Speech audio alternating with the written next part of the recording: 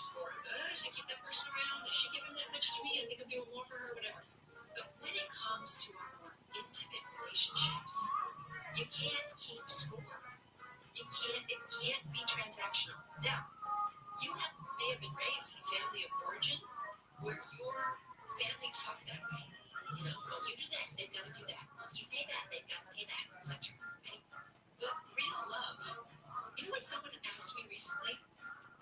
Dr. Wendy, why would you, in your status of life, not marry a man who's rich? Don't you need a rich man? It's about love. It's about caring. It's about doing all those other things in the relationship. But literally the caring. I do want to just throw in a little commercial for Leo. I've never met a man who cleans house so well in my whole life. It's not transactional, but I'm sure glad he does it. I cook. He does the dishes afterwards. I like that. So when we come back, let's continue to talk about this. And an interesting video I saw this week with Renee Brown talked about this 80-20 rule in her own marriage. And it's something we should adopt instead of trying to be 50-50 all the time and always trying to keep score. You are listening to the Dr. Wendy Show on KFI AM 640 live everywhere on the iHeartRadio app. Right now, let's go to Heather Brooker in the 24-hour KFI Newsroom. Three people from LA have been charged in connection with a series of smash and grab robberies across California. X, formerly known as Twitter, has seen a steady decrease in users since Elon Musk bought the company. Data shows the number of daily active users on the app was down 18% compared to the same time last year.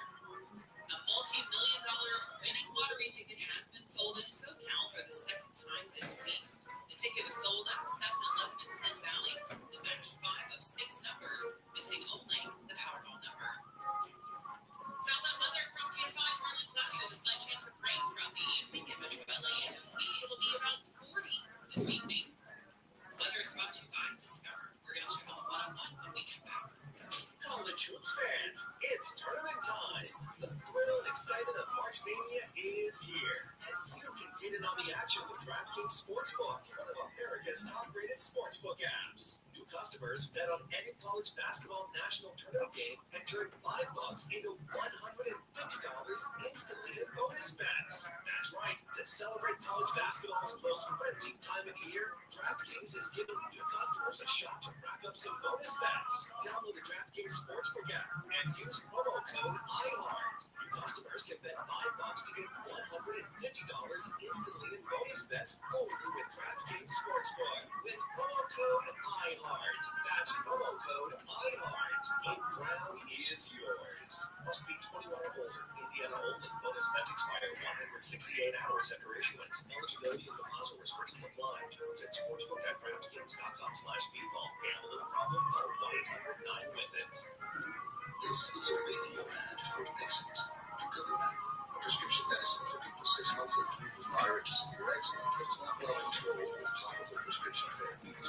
But since this is radio, you can't see the effects of Dixit. You can't see how it helps you stay ahead of eczema, or how it helps block a key source of inflammation inside the body that could be causing eczema. You can't see how it helps heal your skin from within, but you can see how Dupixent can help you have clearer skin and less itch. Individual results may vary. Serious allergic reactions can occur that can be severe. It can help right away if you have wheezing, trouble breathing, or swelling of your face, lips, mouth, tongue, and throat. Tell your doctor about new or worsening eye problems such as eye pain, vision changes, or blurred vision, joint aches and pain, or a parasitic infection. Don't change or stop asthma medicines without talking to your doctor. See for yourself. Ask your eczema specialist about Dupixent. Visit Dupixent.com or call 1-844-DUPIXENT. No matter what the day brings, count on Juicy Juice for the good stuff. Get these the nutrients of real 100% fruit juice to help them conquer the day. Juicy Juice is only sweetened by fruit, no sugar, no high fructose corn syrup, and no artificial sweeteners. Available in family-sized bottles and juice boxes. Find Juicy Juice at your favorite local grocery retailer. Info at juicyjuice.com. This subseason, evolve your sun care with new Banana Boat 360 coverage with advanced control mist. It's a new way to spray. An all-new bottle means an all-new mist experience that smells great and is incredibly light on your skin. control. Average you can have a couple trigger lightly to cover targeted areas, or hold for a long, continuous spray, ensuring long-lasting banana boat protection. Plus, interfillable, sweat-resistant sport formula to kids SPF 50+. Shop Banana Boat 360 Mist at Walmart, Target, or Amazon. Tanya here, and there are many ways that we can all help raise awareness around HIV, but maybe the most important is just talking about it openly and honestly. There's no cure for HIV. There are effective treatments that, taken as prescribed, can help you live healthy with HIV and get to and stay undetectable, which means the amount of the virus is so low it can't be measured by lab tests. If you're living with HIV and not on treatment, talk to your doctor about treatment options. Learn more at treathivtoday.com. This message was sponsored by Gilead Sciences. Tell me why. Because it's dangerous. Tell me why. I've watched it so many times, but they don't come on. You tell me why. Doesn't just come around. Oh, it worked, guys.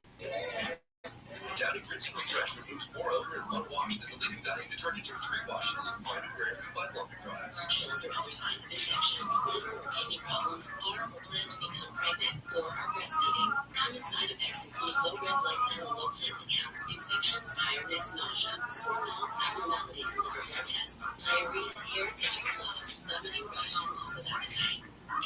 The free radio app has over 100 original stations like 24/7 comedy. And we really don't know back a damn day when you need to laugh. Just open the free iHeartRadio app and search comedy. Free never says. You can't wait to premiere to put it on your screen. Follow us now at KFIAM 640.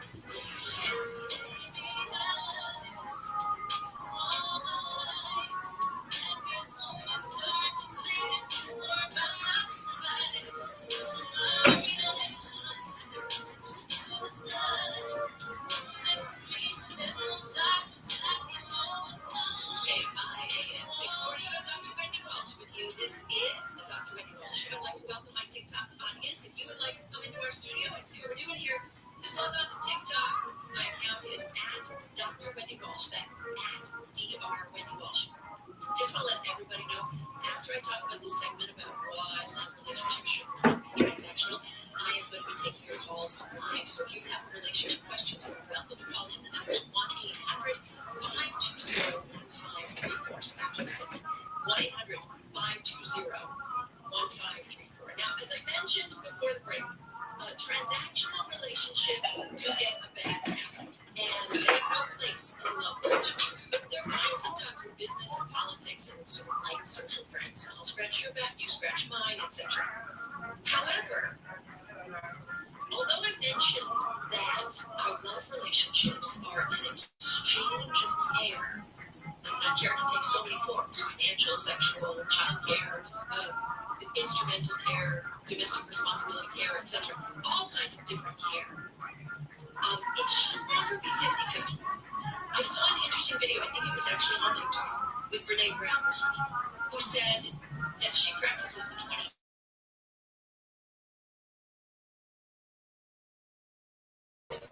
is 50-50 or should be 50-50 all the time.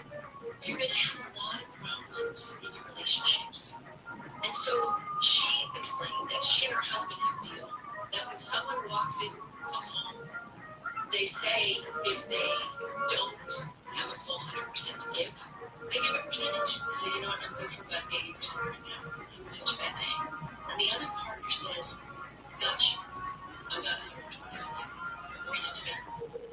I want you to think of your relationship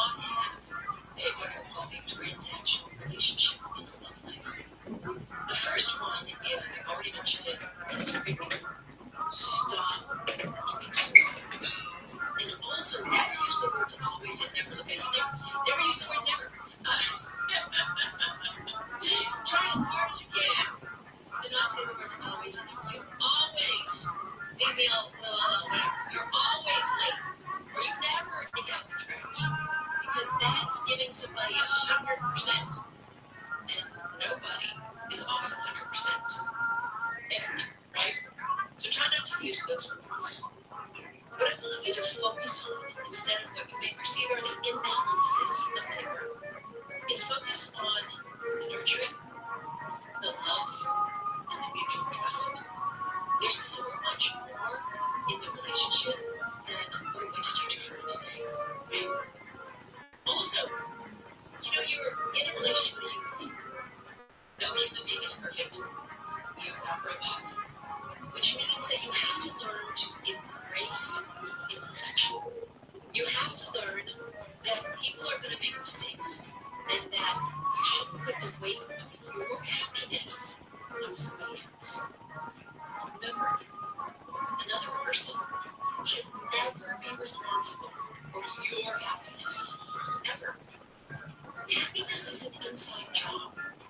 If you're one of those people, for instance, who's constantly mad at your exes and mad about relationships that didn't work out, that means you didn't learn how to make yourself happy.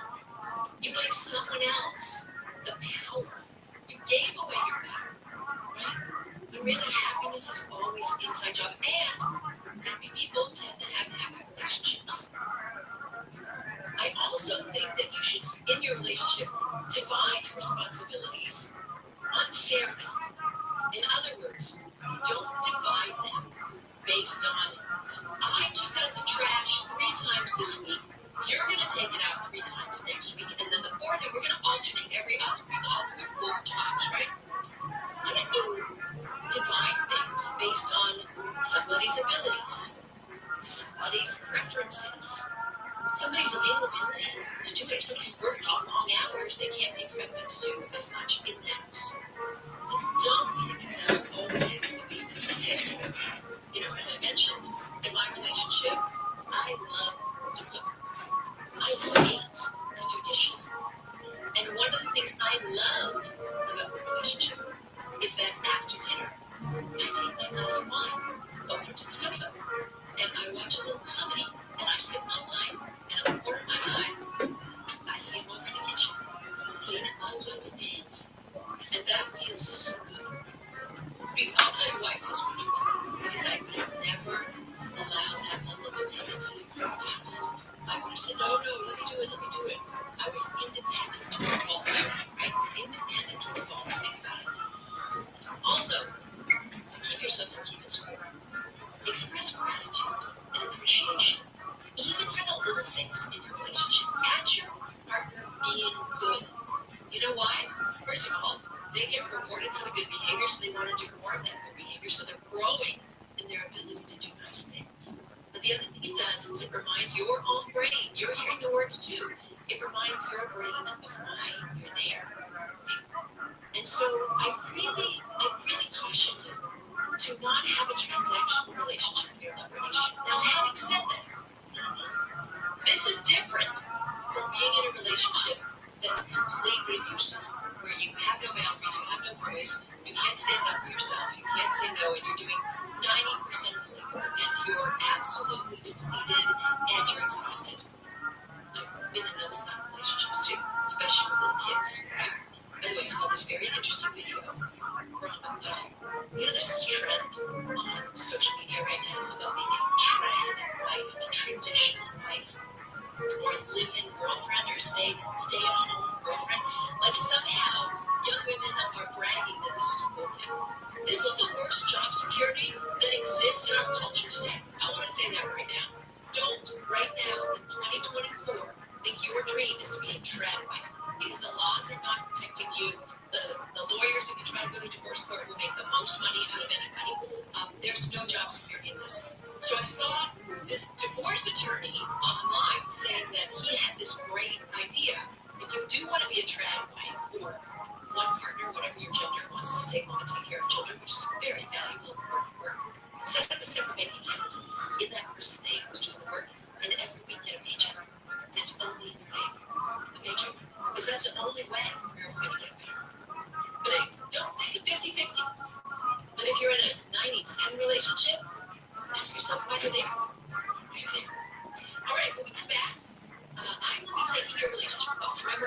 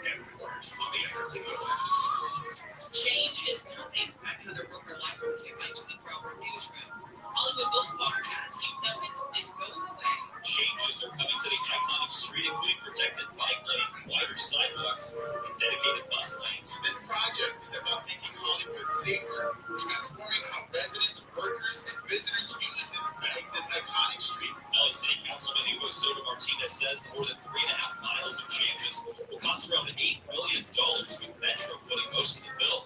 Construction is set to begin in the fall on Hollywood Boulevard. William Trolley, KFI News. UC Riverside has denied that Shohei Ohtani's former interpreter attended the school like he claimed he did in his resume. The university says there are no records of Ibe Mizura in its database, despite his bio saying he graduated in 2007. This is just one of the questions raised about his credentials since he was accused of stealing millions from Ohtani for illegal bets. The MLB has opened a formal investigation. March is Colon Cancer Awareness Month, and one researcher in Silicon Valley is working on new blood tests to detect the cancer. Dr. Craig Eagle says it was more than 80% successful in clinical trials. Measures the DNA that's generated for the cancer, and if they have that broken DNA, then that raises a flag that they need to some sort of follow-up to confirm that. More than 50,000 Americans are expected to die of colon cancer this year. Eagle's dietary habits may be driving the rising rates. High fatty diets, high sugar-based diets, low exercise. Eagle's blood test still needs to be approved by the FDA. More than 133 people have been killed and even more hurt in the terrorist attack at a concert hall in Moscow. Many witnesses say they feared for their lives Friday night. This woman, who works at an aquarium in the same entertainment complex, says she felt the explosion. We saw fire in the furnace whole roof. When we went through one of the buildings, we saw like that bodies inside. Russia's federal security says they've captured 4 men thought to be responsible and members of ISIS.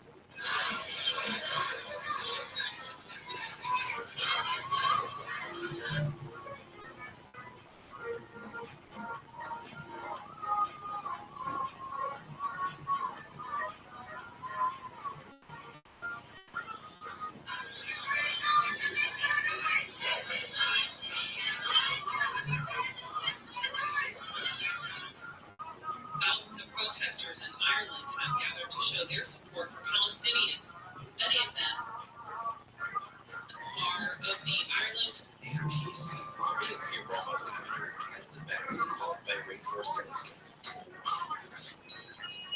Enlightenment, here I come. Frequent the delivery of pop-ups and millions of other items. Whatever you're into, it's on Prime. Cold and cough season is here. Introducing Ricola Max Throat Care, Ricola's most powerful drop yet. It's the best of Swiss nature, wrapped around a powerful liquid menthol center for maximum relief from your worst cough and sore throat. Maximum nature for maximum relief. Try Ricola Max now, available in the cold and cough aisle. It's in our nature. To find more tips for smarter, sustainable living, or to take action in your own community, go to iHeartRadio.com/earth. iHeartRadio Earth is here with a new way to enjoy our beautiful planet. Reduce your impact on the environment this fall by packing waste-free lunch for school or work. Avoid foods with excessive packaging. Use reusable cutlery, napkins, cups, bags, and containers, and recycle or compost any waste when possible. Brought to you by iHeartRadio Earth and the National Environmental Education Foundation. To find more tips for smarter, sustainable living, or to take action in your own community, go to iHeartRadio.com/earth. Southland weather from KFI, partly cloudy with a slight chance of rain throughout the evening in Metro LA and OC. Lows will be in the mid-40s tonight. Highs will be in the upper 60s on Monday. Lows will be in the upper 40s at the beaches, and they will reach the upper 30s in Riverside and the IE, and in the low 30s in the Antelope Valley. Right now, it's 57 in Northridge, 60 in San Dimas, 53 in Rancho Santa Margarita, and 59 in Westminster. Weekly local, live from the KFI 24-hour newsroom, I'm Heather Brooker. Listen on the free iHeartRadio app for all your music, sports, talk, and fun.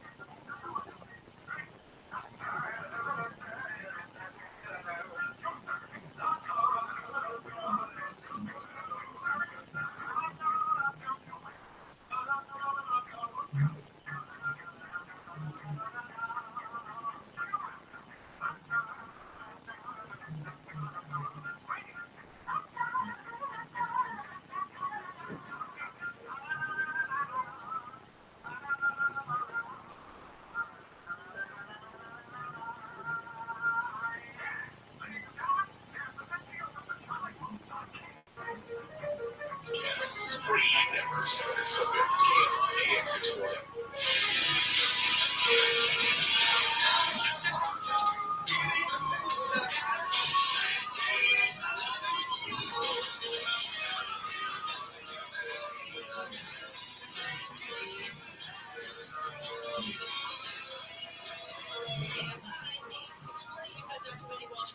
is the Dr. Wendy Walsh Show. Now I'd like to welcome my Instagram audience. Hi, everybody. If you'd like to come into the studio here at iHeartRadio, just log on to my Instagram. The handle is at Dr. Wendy Walsh. All right, so a reminder, I'm a psychology professor, not a therapist, but I'm obsessed with the science of love, and I did a dissertation on attachment theory, and I've written 3 books on relationships. So, hey, I've got a lot of life experience. Let me weigh in on your love life. Okay, producer Kayla, who do we have on the line? We have Mike with a question. Mike. Hi, Mike. It's Dr. Wendy. Dr. Wendy, this is Mike from Riverside, California. Hi, Mike from Riverside. What's your question? Well, and I don't want to hurt you with you. I just want to, sometimes when I listen to you on the radio, it seems like you think marriage should have an expiration date on it when you get married. I was married for 22 years. Congratulations. The anniversary of their passing.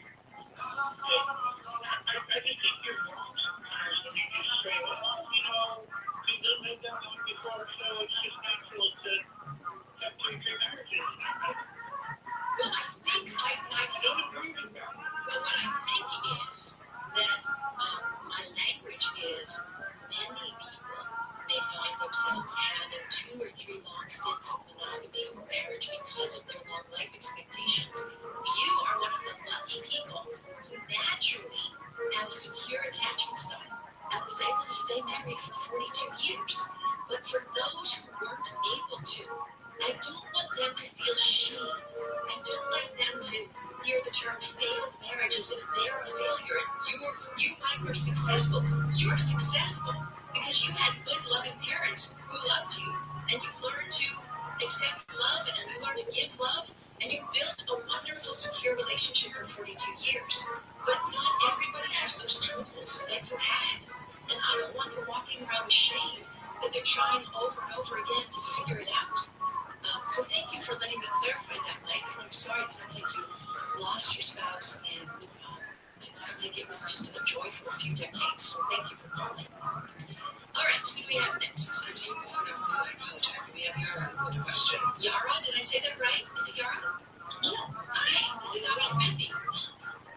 Hi. Well, I'm just calling to ask for a little advice. I met a wonderful man. He went to see me every day. We saw each other for 4 days in a row. On Friday, on Friday, he was tired, so I went out with him because of the crowd. On Saturday, I do my request for that to work to go out. And I did not have to hear the rest on Saturday. He did text me and call me, but I was not available.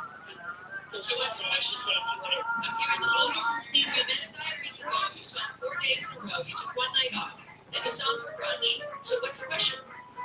She wants to see me, but I don't make sense. So I say, text me or call me, whatever you can make sense. Yeah, that's fine. That's setting up a boundary. I also think, Yara, that seeing a new person 4 days in a row is a little too much too soon. All right? So slow down that. And you're doing it. It sounds like you're doing it the right way by saying, hey, dude, I can't just like, it sounds like he's calling you going, hey, we want to get together this afternoon. We want to get together tonight. No, you can say, I'm sorry. I have plans. Let me know what night you're available. We can book it for next week. And that's cool. I think you're doing the right thing. So slow that book down. I don't want to see too much too fast for you. Thanks for calling me. Okay, producer Kayla, who do we have next? We have Mary with a question. Mary. Hi, Mary. It's Dr. Wendy. Hi, Dr. Wendy. This is Mary from Arizona. Hi, Mary from Arizona. What's your question? My question is, I broke up with my boyfriend for 8 months ago, and we have no contact. And we are both mature. I'm 35 to 53, and we are both highly educated. So he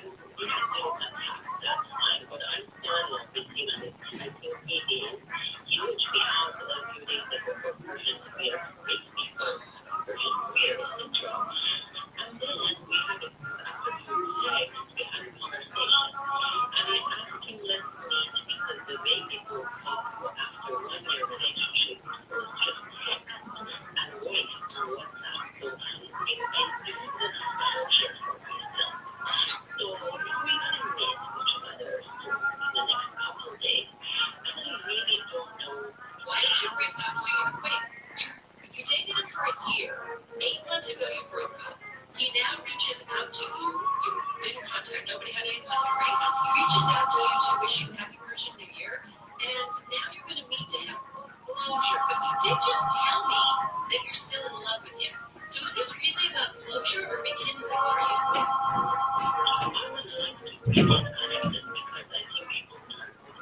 Why'd you break up? Why'd you break up? Because the reason where I actually initiated the demonstration is not really You did the girl thing. A lot of women try to break up with a guy to bring him closer. Yes, exactly. And you laid down the gauntlet and he went away. All right, so here's the advice I want to give you. First of all, what's your question? Should you try to rekindle this? Why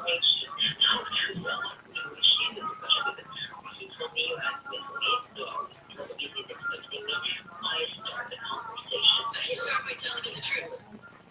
Why don't you say to him, Mary, I have to share something with you. I was feeling frustrated, and I actually broke up with you to try to bring you closer, and then I realized how much I missed you. Just tell him the truth. See what happens. Not the thing, the truth. Thanks for calling, Mary. All right, who do we have next? We have Mel with Rose. Mel, hi, Mel. It's Dr. Wendy. Hey, good, Dr. Wendy. Hi, Mel from Los Angeles. What's your question? You sound like you're on a Los Angeles freeway. I am on this one, 210. You're on the 210. Okay.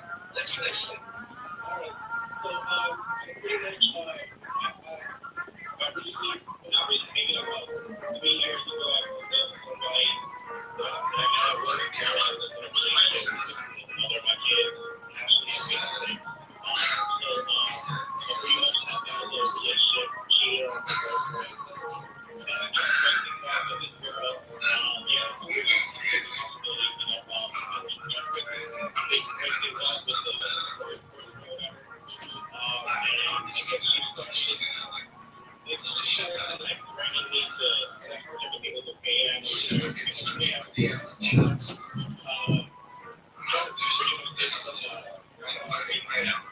this was where she kept threatening me to the door and whatever. Okay, so I can get this clear. Wait, I want to make sure I understand this now. So you're married, you've got kids, you had an affair, you broke up with this girl, and now she's threatening to send porn to your wife and blow up your marriage. She did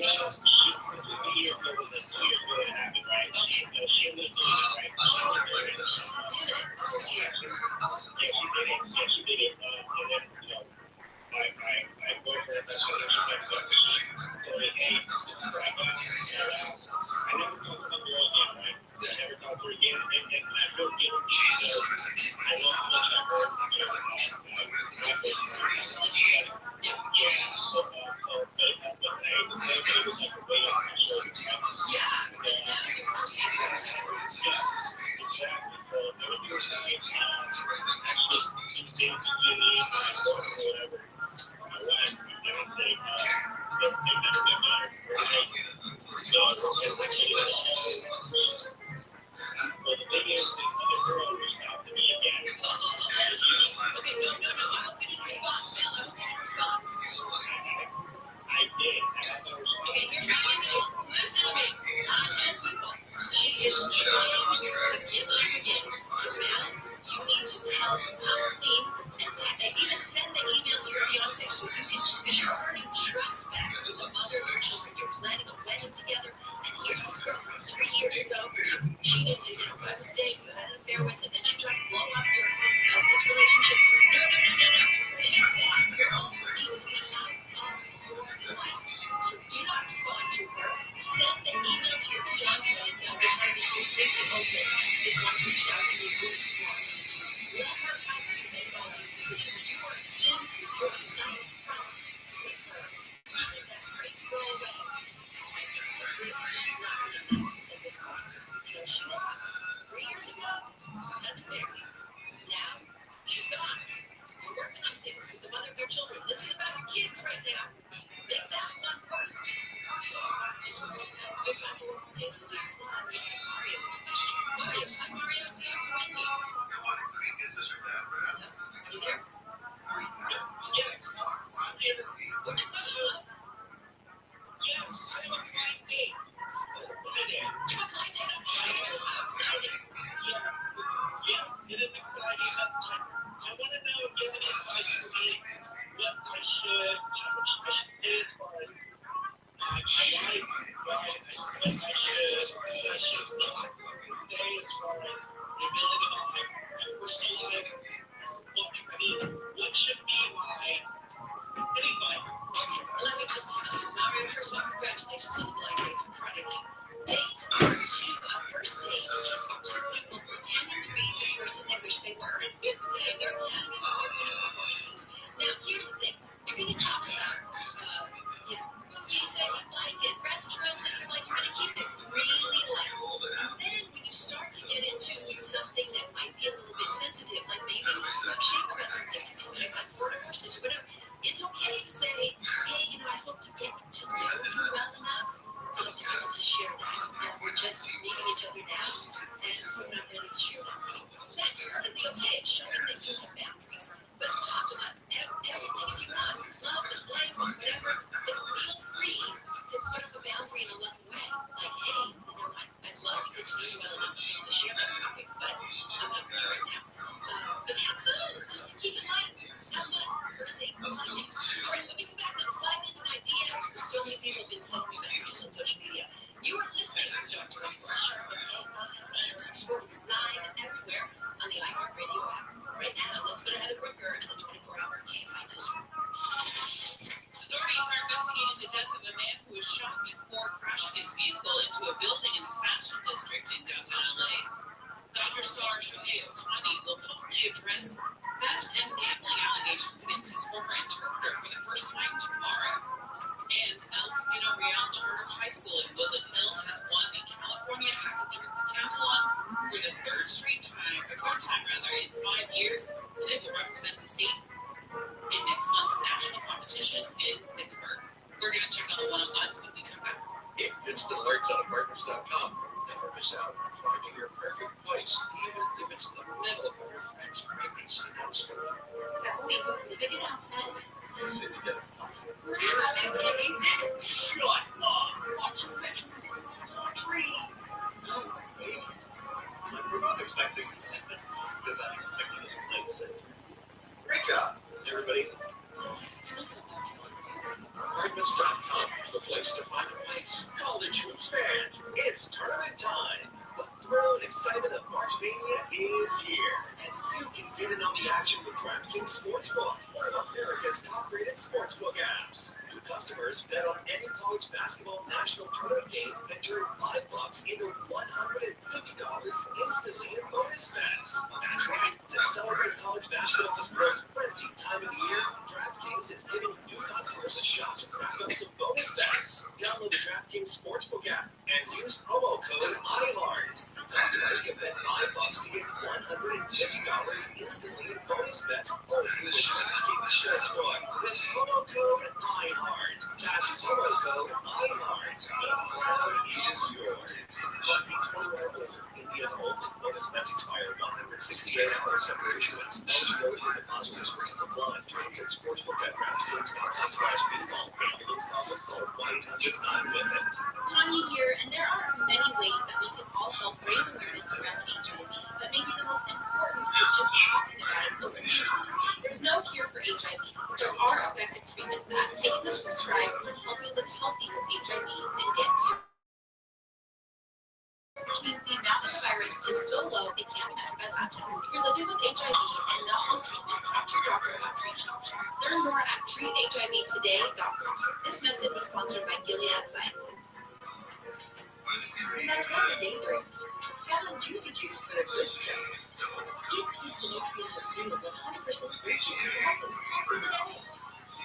Juicy Juice is only sweetened by fruit. No sugar added. No high fructose corn syrup. And no artificial sweeteners. Available in family-sized bottles and juice boxes. Find Juicy Juice at your favorite local grocery retailer. Info at juicyjuice.com.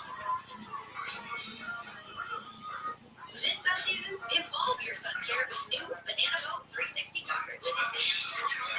It's a new way to spray. An all-new model means an all-new mist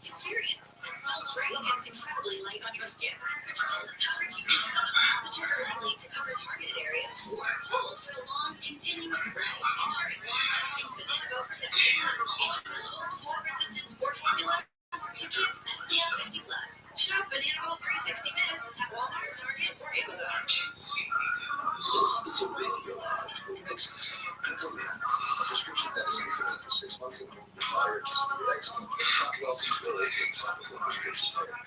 But since this is radio, you can't see the effects of eczema. You can't see how it helps you stay ahead of your eczema, or how it helps block a key source of inflammation inside the body that could be causing eczema. You can't see how it helps you reduce pain from the but you can't see how your Dixon can help you have clear skin and less itch. Individual results will be serious allergic reactions to currently concern. Get help right away if you have wheezing, trouble breathing, or swelling of your face. Tell your doctor about new or worsening eye problems such as eye pain, vision changes, or blurred vision. Join Nixon or parasitic infection. Don't change or stop acting without talking to your doctor. See yourself. Ask your eczema specialist about your Dixon. Visit Dixon.com or call 1-844-DIXON. The children of our nation lose a target on 9/11, but the Tunnel to Towers 9/11 Institute is writing by helping teachers educate kids in kindergarten and 12th grade. Their nonfiction first-person accounts are taking videos of the Discovering Heroes book series. The Institute offers full curriculum, speed a mobile exhibit that's an interactive museum with 9/11 artifacts, and SLF Siller Memorial Scholarships for kids and program recipients. Donate $11 a month to the Towers at TTT.org. It is the Word of God, the Word of God that changes people's lives. The anti-Christian work preparation features the biblically based teachings of Dr. Charles Davis, God represented in a way that pushes the Word each day. Whether you're listening to Charles Davis Daily Devotions, our Spanish station, in Kentucky, You'll Touch Radio Network, and taking this content to Charles. Get your understanding anytime during the day. It can work for you and your business. Just dial pound 250 on your cell phone and say, grow my business. That's pound 250 and say, grow my business. And then you sit back while we grow your business. Happens to work. Big dog in the station. The free Radio app has over 100 original stations waiting for you to explore right now. Like 24/7 We surrender.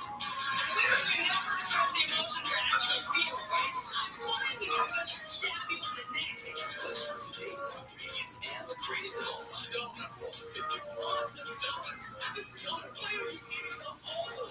We need a laugh. Just open the free iHeartRadio app and search comedy. iHeartRadio, free ever sounded so good. You'll learn more before breakfast than most people learn all day. Wake up calls with Amy Camp live 5 to 6 a.m. on KFR and on demand anytime on the iHeartRadio app. Should not stay on, should not come back.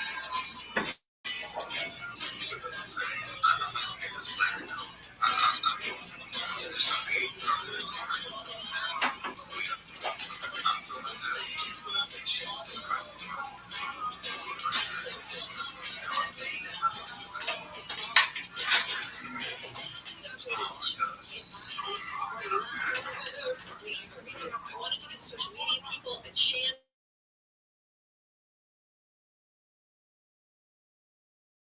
Media, you certainly may.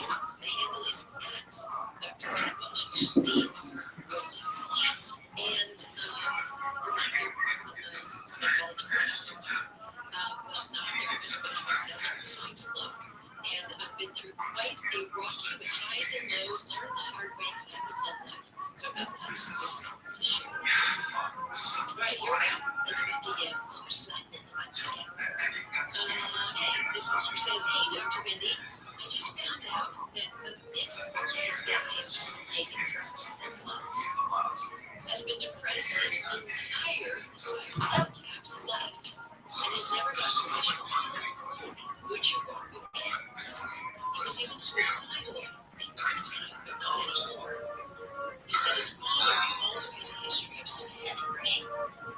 So, first of all, I'm not adverse to romantic relationships. I love relationships. It's probably the healthiest thing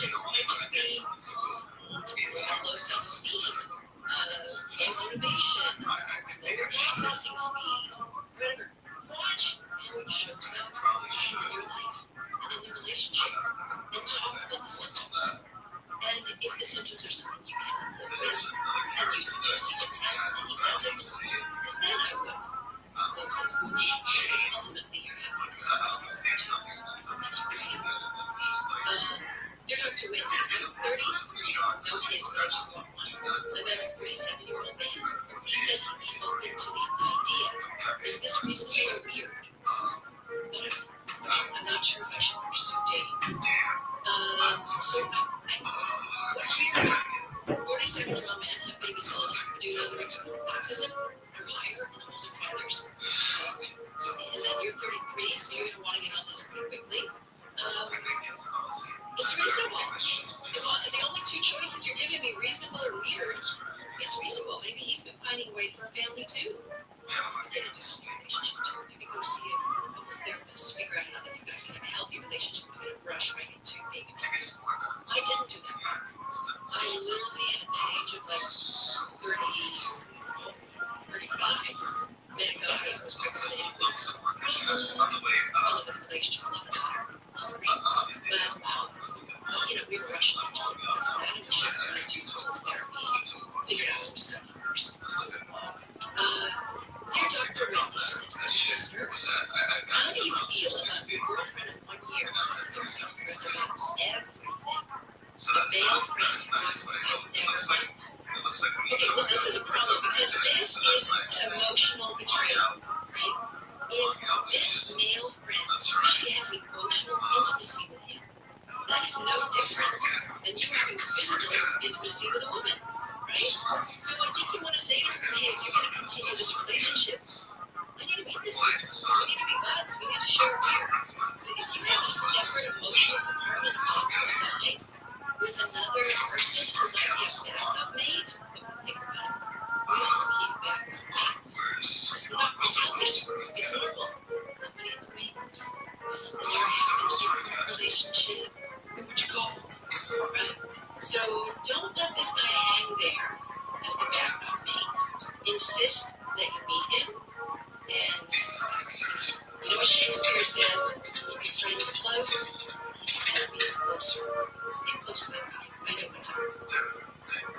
Alright, dear Dr. Benson, last night I hooked up with a guy I really like. It was the first time we had a few dates. He texted immediately afterwards, which was nice. He's leaving today. We're going to have a trip. How do I not be anxious? And keeping connection with his work.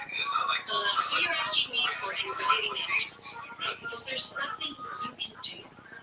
Now is a time of wait and watch. To see if he's going to try to keep in touch. And in between, you're going to breathe, you're going to exercise, you're going to hang out with friends, you're going to practice self-care, you're going to meditate. Hopefully you're not going to drink too much. And you're going to wait and watch. Tell yourself that there's no mistakes in life. But now you're really, the test is over. You'll see if he's really there for a real love, if that's what you want. That's all. Alright. Dear Dr. Wendy, I want to know how you handle this. So you go on a date and it goes well. You like the guy, he says he likes you. You both agree you like to go out and get to exchange numbers. Do you expect him to text her the next day, or is it normal to wait a few days before he reaches out again? I'm just trying to figure out if I'm overthinking this scenario. Yes, you're overthinking the scenario, but we all think this scenario. So to show that somebody has good impulse control, you want them to be able to control themselves. But once it takes right away and all over you, you should worry about it. You want to measure with those people they're controlling. Cool. Wait for the text. Just see. 2 to 4 days is the industry standard. He wants you to chill and make sure that he feels worthy. Don't you be judging others. Alright, so just wait. You guys have trouble calming yourself, waiting and seeing is very important. I think I have time for one more. Quick. Dear Dr. Wendy, when I'm on dating apps, one of the first questions men ask me is, do you live alone? Can you please help me understand why they would ask that? Oh, simple. They want to know if there's you alone in a warm bed waiting for them. They want to know if you're with your parents. They want to know if there's roommates around. They want to know if there's another guy around. They want to know how they can quarantine with you. Yes, of course they're going to ask that. Yeah. You can just say, when you let it up. Maybe you're going to go into this, but right away at the beginning, you're going to have boundaries. Because if you feel creeped out, I'm sure alone, if they find your boundary, you can ask them.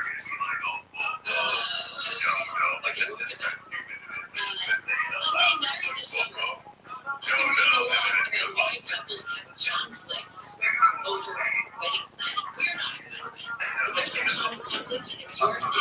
Bob Dobbs, can you hear me? This stuff might be good. Let's talk about it. You are listening to the Dr. Whitney Walsh Show.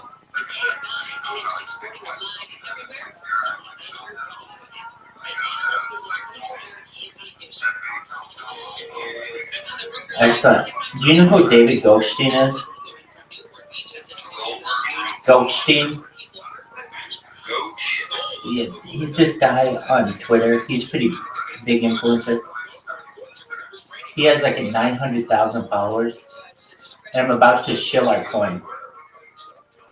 You ready for this, baby? You ready? I am.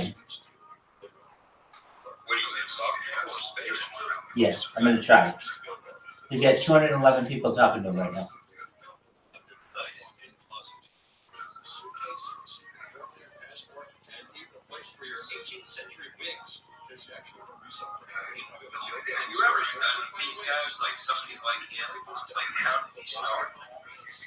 Just not right now. Not right now. I'm sorry. We'll go through all that. Just one moment. I'm about to speak. We'll go through all that.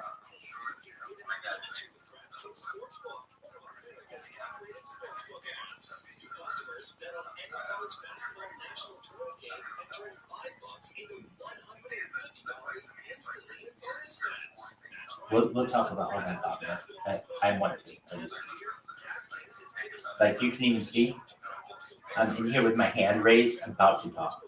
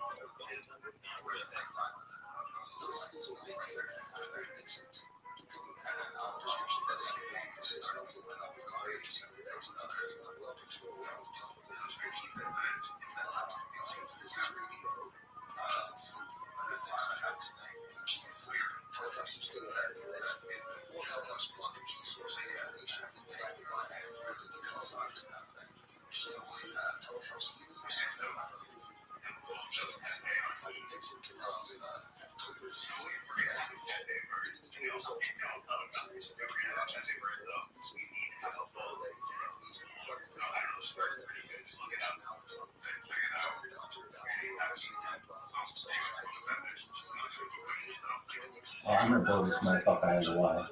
I'm so ready. Calling me. I've been wanting to talk to this guy for like a year.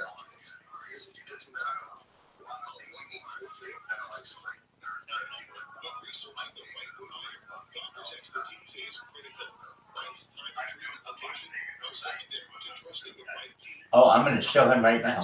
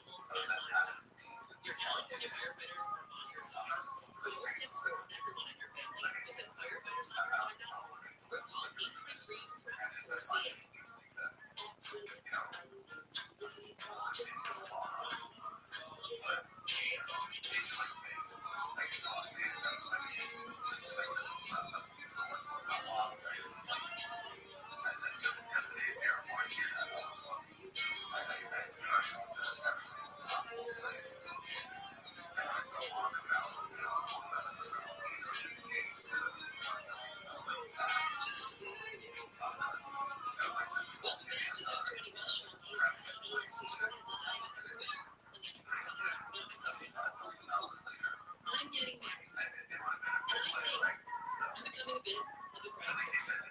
Now, that term is so bad. It's so negative, right? I mean, as if when a woman is planning one of the most exciting days of her life, she's going to get in a bad mood with everybody. It's not. Oh, come on.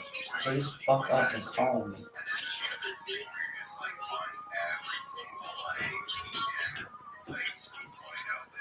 Because I had shut up my college boyfriend, and she didn't like that. And she got mad and she was going to talk to me as long as I lived with her. And I had this crazy obsessive at the time, putting on a brand fully developed prefrontal cortex, and that was, well, I had a relationship with this woman for more than 20 years. I've had a relationship with this guy for a year. I guess I should listen to the woman instead of this guy. So, I had to propose, but it was not what he was saying. He said, however, somehow I managed to put blood pressure on, and the next morning I was rolling into bridezilla mode. George, no one fucking cares. You talked so long. Go. DIY. I was working at the time. I was doing like a gap year in college, or a gap year or something, and I was working for the Royal Canadian Mounted Police in their historical archives division. And so I took 2 months off work, set up a little sewing studio in downtown, and I personally sewed bridesmaid dresses, flowered dresses, and designed and made my own wedding dress. Oh yes, I even made my own wedding cake. Yeah, those fruit cakes that you feed rum to for like 6 weeks. That was me. I did flowers. It was winter in Canada, so they were all silk. It was a big deal back then. But the time was cool. And we were divorced 3 years later. I have never been married since. It has been decades, and decades, and decades, and decades. It's working out. I was a single mom for 18 years. Kids on my own, no child support, 100% child custody. There was no way that I could ever been in a relationship. I dated a bit here and there and tried. Thank you so much for the opportunity, David. I don't know if you're familiar with our coin. We are a meme coin, but really what I'd like to talk to you about is our community. You have up here meme season. What are you buying right now? The reason why this is a great coin is because the community has some unique aspects. We have a VC, a video chat, that has been live for 10 months straight. We are live on 10 YouTube streams right now. We're live on 10 Rumble streams. We're live on 10 TikToks, 10 Twitters, 10 Telegrams. You name it, we are everywhere. We live broadcast our video chat. So right now we have a party going on. We're listening to you in this Twitter space. We're having a good time. If you're interested in a really good community, take a look at Harry Potter Obama Sonic 10. You know, we just had an all-time high within the last week. We are stable. It's an excellent coin. If you're familiar with our dev, more like he just bought BitBoy in the Karate Combat series. Really exciting stuff. And if you're familiar with what The Economist said on data in 2018, data is Earth's #1 resource. And if anything, this coin has more data on it than any coin because it has 10 simultaneous streams going at any given time. Is the cash. Because when it's expensive, now we are finding ways More to light? do it a little less expensive than some would. We're also releasing great You got it. I'll make that happen, David. people we want there are some other people. So we don't need to go over the top, make showy, crazy, whatever. So far, money hasn't been a big issue. Absolutely. I will make that happen in the DMs. Thank you so much for the opportunity to talk to you. You have a great show, and I'll get that connection with More Light going, and best wishes. Thank you. Now, another thing, couples, and here's the take off. Figure out what your budget is. Figure out who's paying for that budget and stick to it. And we have to downsize certain events. So we do destination things. So certain events, I'm like, oh, nope, not providing booze for that. Instead, we're going to keep that subject there. Let it down. Right? So we're just finding ways to have costs, and you should too. Now, what about family traditions? You might be of different Dude, religions. Bob, did you hear that? Like celebrating certain Yeah, how cool is that? The bride rides. Which rides? Tell me all. I've heard the combination is, in our case, my daughters, perfect sense of parents passed away, but that's not going to be anywhere. My two adult daughters are going wild, and his children will stand up beside him. So it's really a family thing. But there are lots of family traditions people care about. Maybe there's a family wedding dress that some grandmother wants you to wear that you don't like. Maybe there's a particular piece of jewelry. I'll tell you one of our wedding rituals that he's not so proud about. Laura, dude, how you doing, girl? Willie. Okay, girl, you be in the shower, girl. It's a ski, usually a long ski. Dude, we just got a round of applause in this room. Drill for constant exact size of little shot glasses. We now use the disposable little microphones. And you line up 4 people, and they all hold the ski and they do the shots together. It's a late night wedding tradition amongst the Canadians, eh? So, I know questions. They'll figure it out. You might have disagreements about your future in-laws and how much meddling they might have. We don't have that. His mother's lovely. I love her. She loves me. All good there. We're fine. In your case, you may need to talk to your Damn, Laura. about setting some boundaries. You are just what the doctor ordered. Yes, don't let it grow. We kind of did the opposite. We started with all the people that were the most far away and gave them really early notice to book their airfare, hotel, Wow. etc. And once we knew that number, God bless America. that sacrifice, they were first come, first served. They were going to God bless the state of New Jersey. but we're pretty good. And And some people fight over clashing and visions of what it's going to look like. Here's the don't thing have about words, the kids. US Don't have business. words. Look at this. Kids, I don't know. it's like He has you're walking through the desert. never said anything. There's absolutely no water. It's beautiful. It's wonderful. You keep thinking over the next hill, Also, there's gotta be an oasis. But no, it's a mirage. And then all of a sudden, here we are, just randomly, a beautiful woman walks into the VC and shares her voluptuous self with the community. It is just like manna from heaven, a blessing from Hashem, and I am all about it. Good for you, Laura. Good for you. Blessings on you. Look at that. Look how cool that is. I gotta be honest with you. I have to be honest with you, Laura. I've been staring exactly where you think I've been staring for the last minute and have not known that that is a Sonic bikini. That's how distracted I am. I didn't have words. Oh my god, it's so cool. It's a pink Sonic. It's like a Barbie Sonic. I love it. Boy, was I hoping that it would have a wardrobe malfunction. Let me tell you that. $5. Are you seeing what I'm seeing? Dog, hold on. We have to tell everyone in the VC. Hold on. This. Oh, tight. I don't know what I'm doing either. I'm just staring. Dog, what I would do.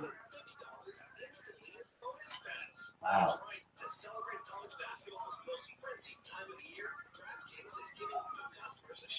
You with all those curves and me without any break. Damn you, girl.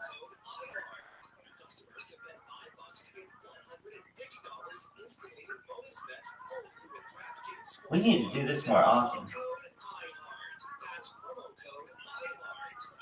Wow, the community is missing out.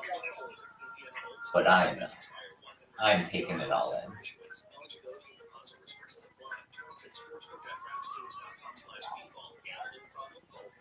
Yeah, dog. Now, this all goes in my permanent hard drive. This goes in the spank thing.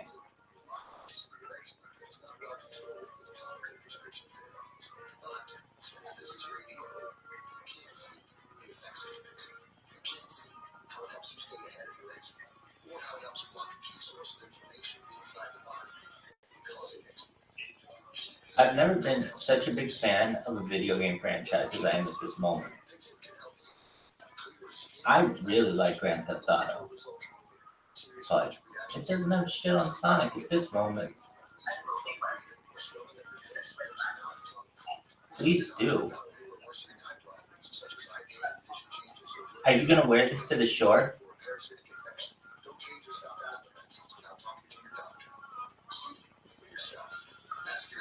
Oh, I forgot. She said she can't hear us. So I've just been saying all that for nothing. James, you came at the right time. Dog, you came at the right time. Look at this.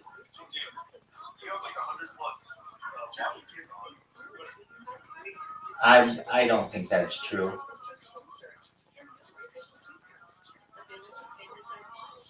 I mean, wait, I'm not saying what you're saying is incorrect. I see that. But I think that like one person would be like, "Hey, Rabbi, what's going on?" If that were true, you know what I mean?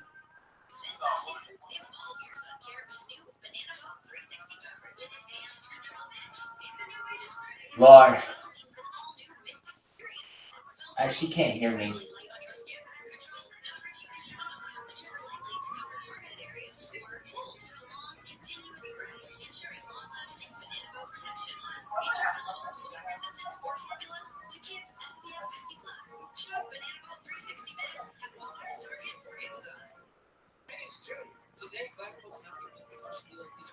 Can you please come to the VC period? I just got a really good interview opportunity for you with David.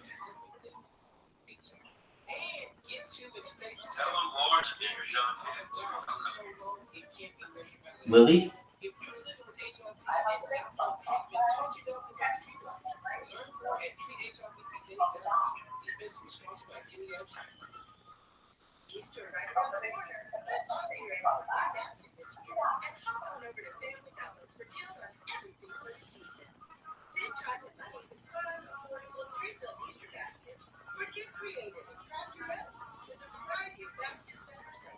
Oh, she just left.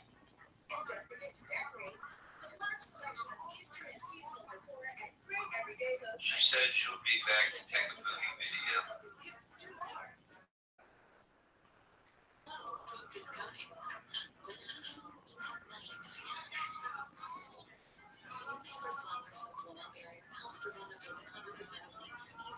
Triple digits.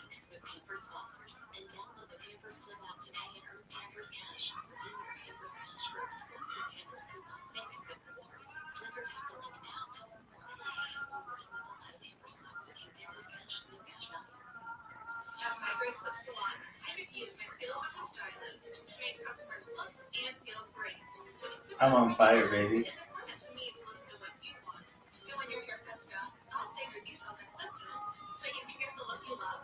Yeah.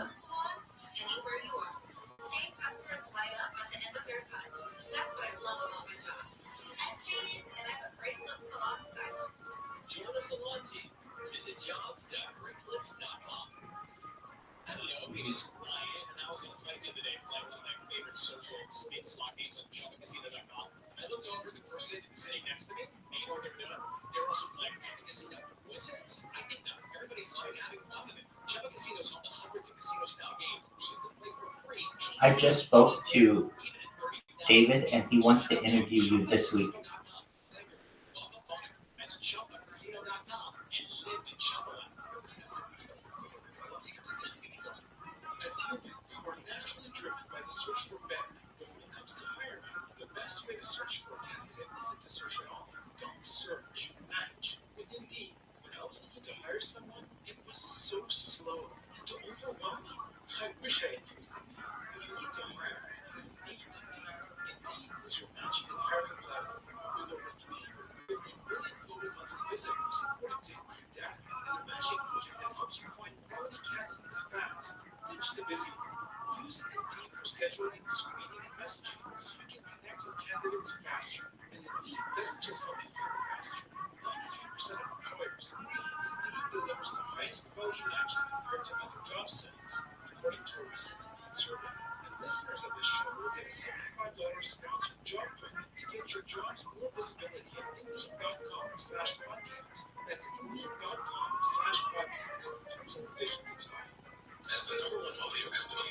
Yo, dog, where is my man? More like, he is always there when I don't need him. But when I need him, it takes him like 5 minutes to get back to me, and that's too long. Too long. The best place you've never been. No, never been. What would it take to make it really real?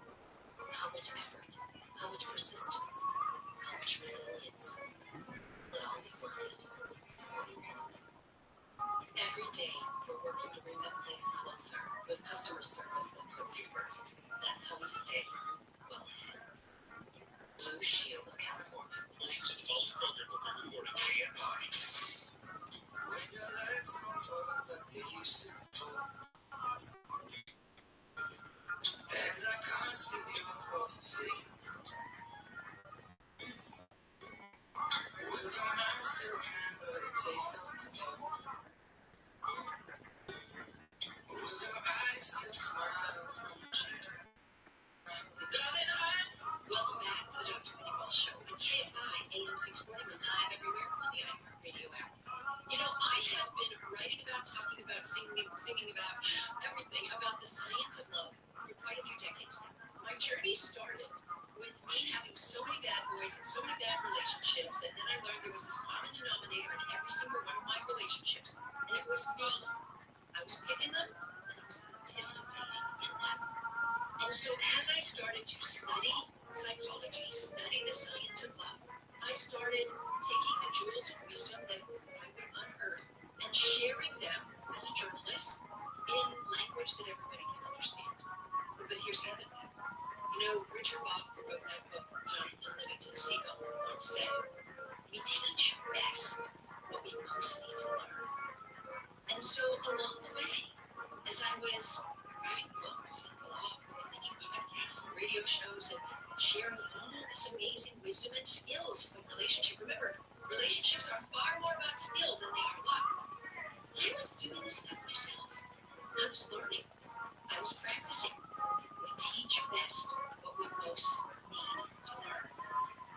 I think when I was young, I had immature love. And now, I'm so happy to say that I believe I have mature love. So let's talk about this. Are you in a relationship that feels like a roller coaster with ups and downs all the time? Where you're so excited, such highs, and then such I know, lows? period. This I is not am hooking him up. If you Period. have poor conflict resolution skills, if after a fight somebody gives somebody the silent treatment, or you just wash it over a bridge and don't even work it through. This is a huge opportunity, period. If this works out, comma, I would consider myself the John Stockton to his Karl Malone for this assist, period. If you're not doing that, you're probably immature. Also, maybe your relationship has some level of codependency. When people rely on another person or each other to help them regulate their emotions, and that's the only way they can feel happiness, it is unbalanced, right? It is not your partner's job to make you happy. In fact, your job is to make yourself happy. Your job is to change your reaction to them. If you believe you're in a relationship where you need to change your partner, and I did have that thought many times when I was young. It's like, okay, I'm good in this area. I'm just going to get him to change this. You know, my life got better and I got happier when I instead focused on how I could change myself and what I could learn to accept in my partner. Another thing that I think makes a relationship immature is because of insecurity. If you're worried you're going to lose your partner, if you're worried that you're not good enough for your partner, you'll never be able to have a healthy, confident, strong relationship. And the final thing I want to say about immature love is it often involves fear of autonomy. You're afraid to grow separately, do things on your own, or you're afraid to allow your partner to grow individually. You know, I always think of a good, healthy relationship as a Venn diagram. You know, those two overlapping circles. We have two individuals who are still growing and they have their own friends and jobs and fun. I mean, they share news of it all with their partner. And then they have this overlap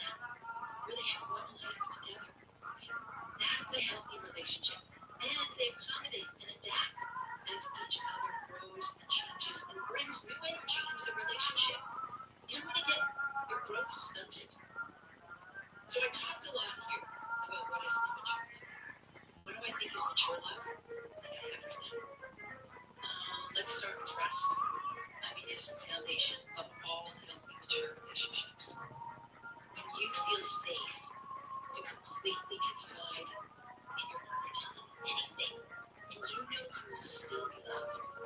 If I'm talking about my relationship right now, I always say, the thing I love best is I get to be me in it. You know, I spent a lot of years being told by men that I talk too much, or have such strong opinions, or don't say that. And I hate being shut down by men. And I have a guy who says, we go out for a hike, and we'll go for 30 minutes, and you're still talking, and I'm so entertained by you, the time just goes by. And he's happy with that. He's not complaining. It's wonderful. Also, that there's just no judgment. What I do in my relationship is I try to explore the why. Why did you say that? Why did you do that? What were you afraid of there? What happened there? Right? That is called being non-judgmental. And that is I was just in his Twitter space and talked to him about our community and about the fight, and he said that he wanted to have more light on this week. Putting yourself in their shoes, imagining that you're them. If both partners learn to do that on a regular basis, you will grow into a safe community. Well, there was tonight when I spoke to him, and that is when he said that he wanted to interview more light. We shouldn't name call, yell, obviously no physical violence, obviously no blaming, like something is always one person's fault and the other person gets to be the hero, it's never their fault. No! Resolving conflicts. Bitcoin MLK, because that's why I joined the room, period. Getting highly defensive. Or what we do as human, finding a way to get back to love afterwards. For sure, the worst way to have conflict is that silent treatment. You gotta talk about stuff. You've got to bring it up. Also, mature love involves supporting each other no matter what. You know, we are trying to figure out what our wedding vows are going to be next summer. And he said, why don't we just do the old-fashioned traditional ones? In sickness and in health, richer and poor until death do us part.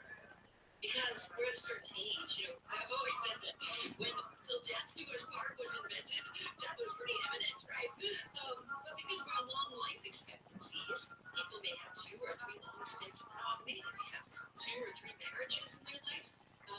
And so it's more likely to end with divorce, because it's a failed marriage. I was on stage, period.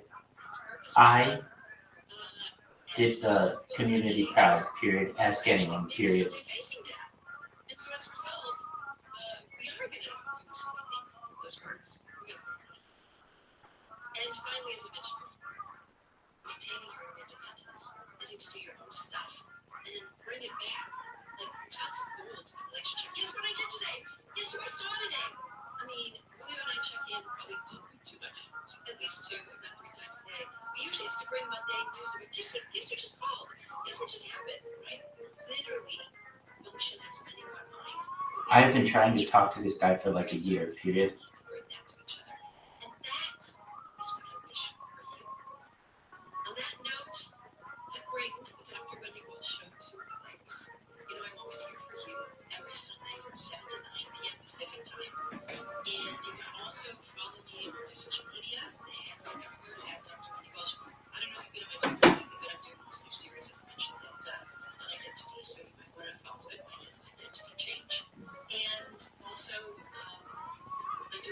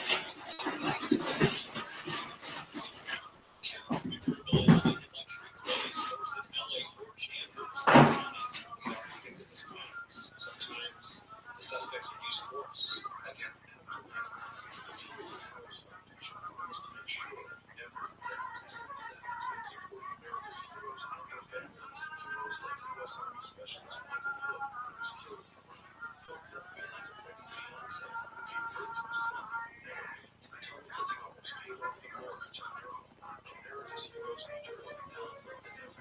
Turn little $1 a month to talk to towers at T2T.org.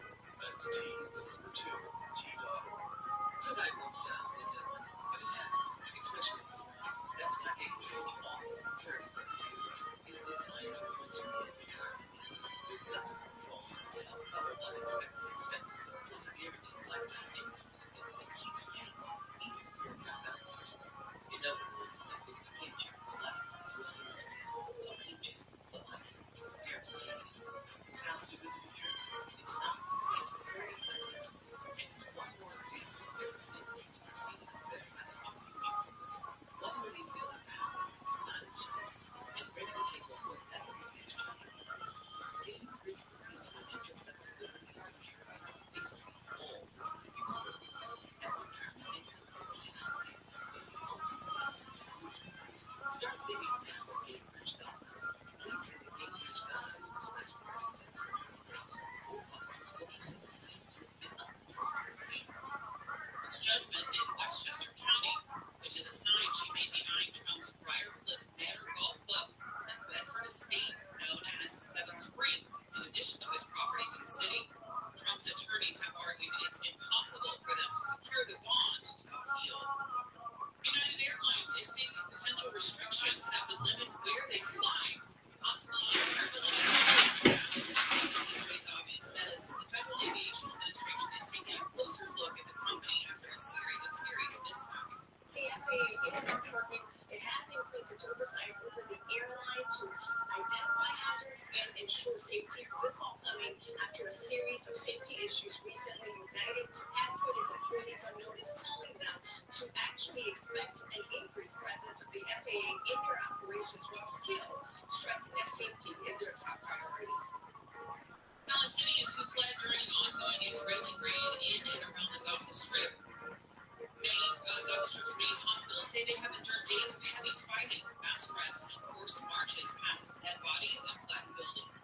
The Israeli military says it has killed over 170 militants and detained some 480 suspects in the raid on Shifa Hospital that began last Monday. A very tiny big game hunt has been organized for one of the largest animals in North America. The state of Nevada is planning its first ever moose hunt this fall. Only runners with 100 or so moose in Nevada are likely to be killed, but the plan already has critics. State officials expect thousands of Nevadans will apply for the chance of one I can see hitting the lottery. Only a few dozen moose had been seen in Nevada until about a decade ago. Scientists are baffled by their sudden movement to warmer territory. They say harvesting a few may help them better understand how climate change affects wildlife. Sandy Wells, KFI News. X, formerly known as Twitter, has seen a steady decrease in the users since Elon Musk bought the company. Data shows the number of daily active users on the app was down 18% compared to the same time last year. The U.S. user base has fallen 23%, and the number of users worldwide has dropped 15%. Other social media apps like Instagram and TikTok say they've experienced increases in users during the same period. All right, let's take a look at your drive right now. We're going to stall on the 5 and San Marino. It's almost time to Pro is next small truck turning the pickup truck full of horse truck. That's the second time that's happened. Just several things this I get you back there to real slow from both South by South, 110 mountain sites, there's the infrared red lights, and the next will have one so early on the southbound side, you follow the building over to Slauson. In Azusa, 210 westbound Urbandale, all three of the signals are out there because of the pole and hit by one early. KFI in the sky helps getting there faster. I'm Randy Fuller. Bad breakfast over. Let me introduce you to Zelman's Minty Powder. It's a tiny little capsule you swallow, mint on the outside, partially sweet on the inside, and clinically tested against the toughest fingers in garlic and onions. It's not just a mint. Pop 2 or 3 mouth and suck the mint coating, and then you swallow the capsule for fresh, clean breath that lasts for hours, biting into the muscle. It doesn't just cover up bad breath, it cleans your breath away. It's can't. It fights bad breath in your mouth and guarantees your gut. It really hurts you. Zelman's gives you a money-back guarantee and you'll never use. There's free shipping, order 3 packs or more. Trust me, you're gonna want it. And I've known the folks behind Zelman's for over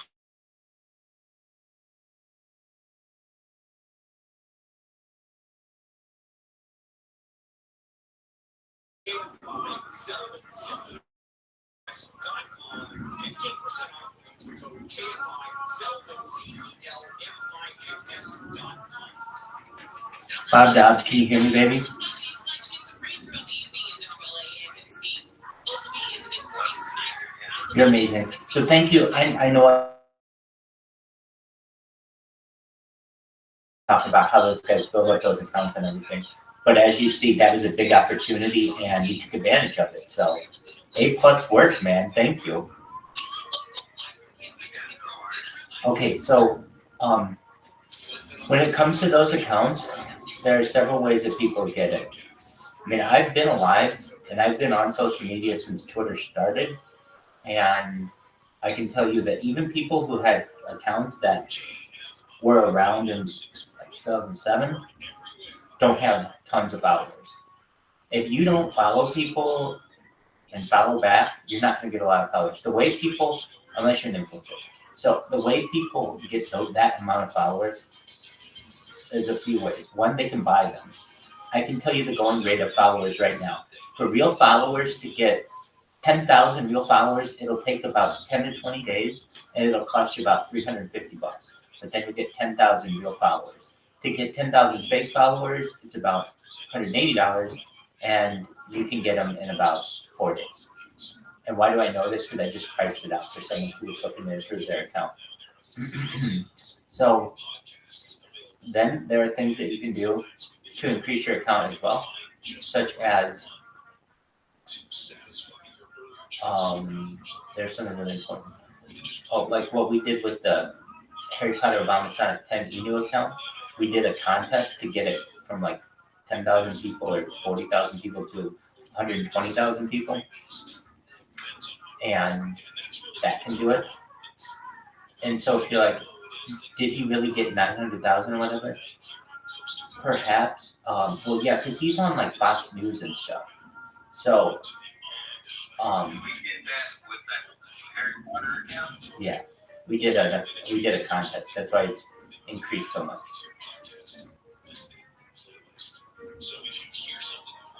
We didn't buy him, but we did a contest. I want to say in the last month, because I've been watching that account, and we had another account that got banned, and we were never able to get that one back. So we had to start with this new account, and it started at like 3,000 people. Like, I mean, it started with nothing, and then like everybody who found out it got banned, it got all the community members joined it. But eventually got like 3,000 people, and then got up to like 10,000. But it wasn't really doing really well until they did this contest in the last 2 months or something, and that got it over 120,000.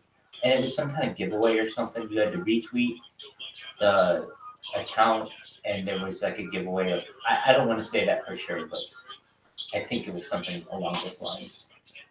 I asked more like directly. I said, how are you able to get over 100,000? Like, why aren't we celebrating that we had over 100,000 followers? That would be something like, I celebrated it at our trivia night.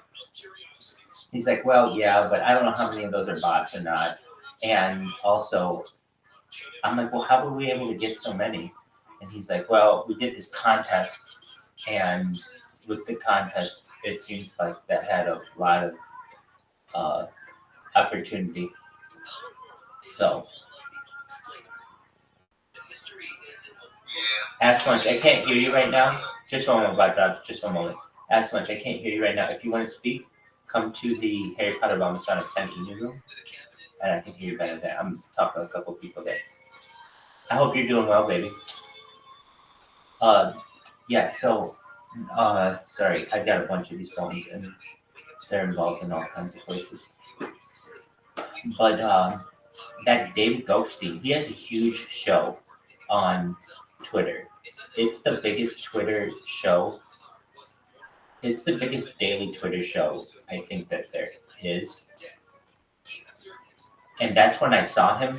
The reason why I was like, this was important to me was whenever I try to talk to him with my Rabbi Rothschild accounts, he never wants to talk. Whenever I want to talk to him with my Rabbi Rothschild accounts, he never wants to talk to me. I've been trying to talk to this guy for a year. But I have this Harry Potter Obama Sonic 10 email account that has like 100 followers on it. So it's not like it's an account that like doesn't have a ton of people on it, but it doesn't look like a fake account, and it has some content. So I know he took a look and was like, okay, well whatever, let's talk to this person. And I was really happy to be able to plug that because that's what we need to do for this coin. Like, we can make memes all day long. That doesn't really do too much for us. Getting with influencers and doing interviews, like Between Two Scrotos, that was a big interview that we did. More Life doing karate combat, that was huge. More Life being interviewed by David Goldstein, that would be huge.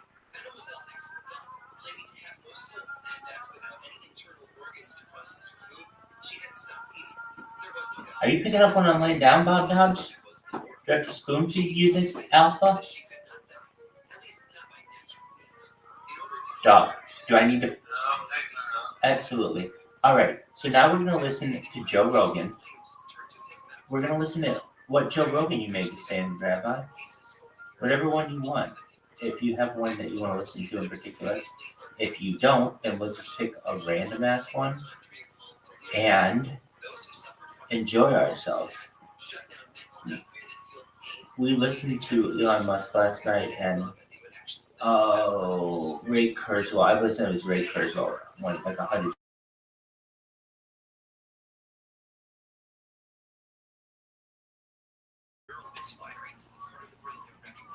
He's the CEO of OpenAI, or former CEO. All right, so we're going to listen to him talk about how AI is going to take over the world. Are you ready for this? I've asked you a fucking question. There's a question in your goddamn queue. I heard you say you're ready. I'm ready. Joe Rogan Podcast. Check it out. The Joe Rogan Experience. Train by day, Joe Rogan Podcast by night. All day.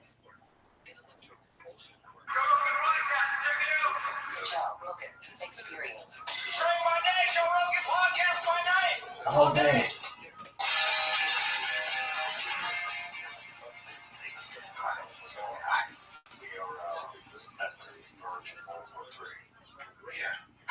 You know, here's what's crazy, man.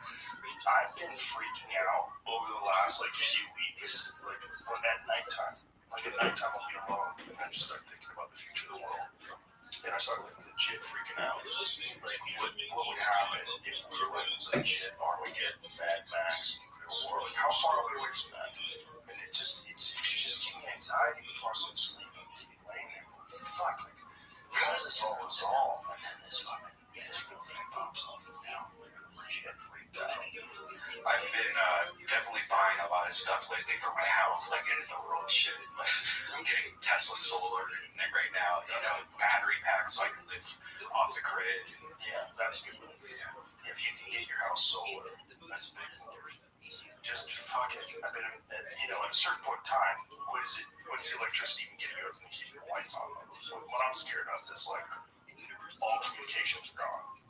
How hard would it be to shut down a power grid? How hard would it be to blow a few satellites up? No one knows shit. Yeah, that's why that Starlink, the satellites there. Think about getting that. Even I have great internet, but just because what if? It's scary. Yeah, I was in the mountains in Utah, and Starlink was great. It works everywhere. The people keep thinking it's UFOs. Oh yeah. People keep filming it flying. What is that? Yeah, there's dots in the air. Dude, everybody's looking for UFOs now, more than ever. Yeah. Ring cameras are putting out $1 million bounty if you catch something on your ring camera. That's good because they know they don't have to pay that. Yeah, exactly. Very smart. Did you see that one in Vegas that they captured on camera? The dashboard cam of a police car caught this thing streaking through the sky, and then this family said that it landed in their backyard, and that these tall creatures got out of it. They saw the tall creatures, but then when George Knapp was going to interview them, I think it was on 2 separate occasions, they just fucking wouldn't answer the door. Oh, really?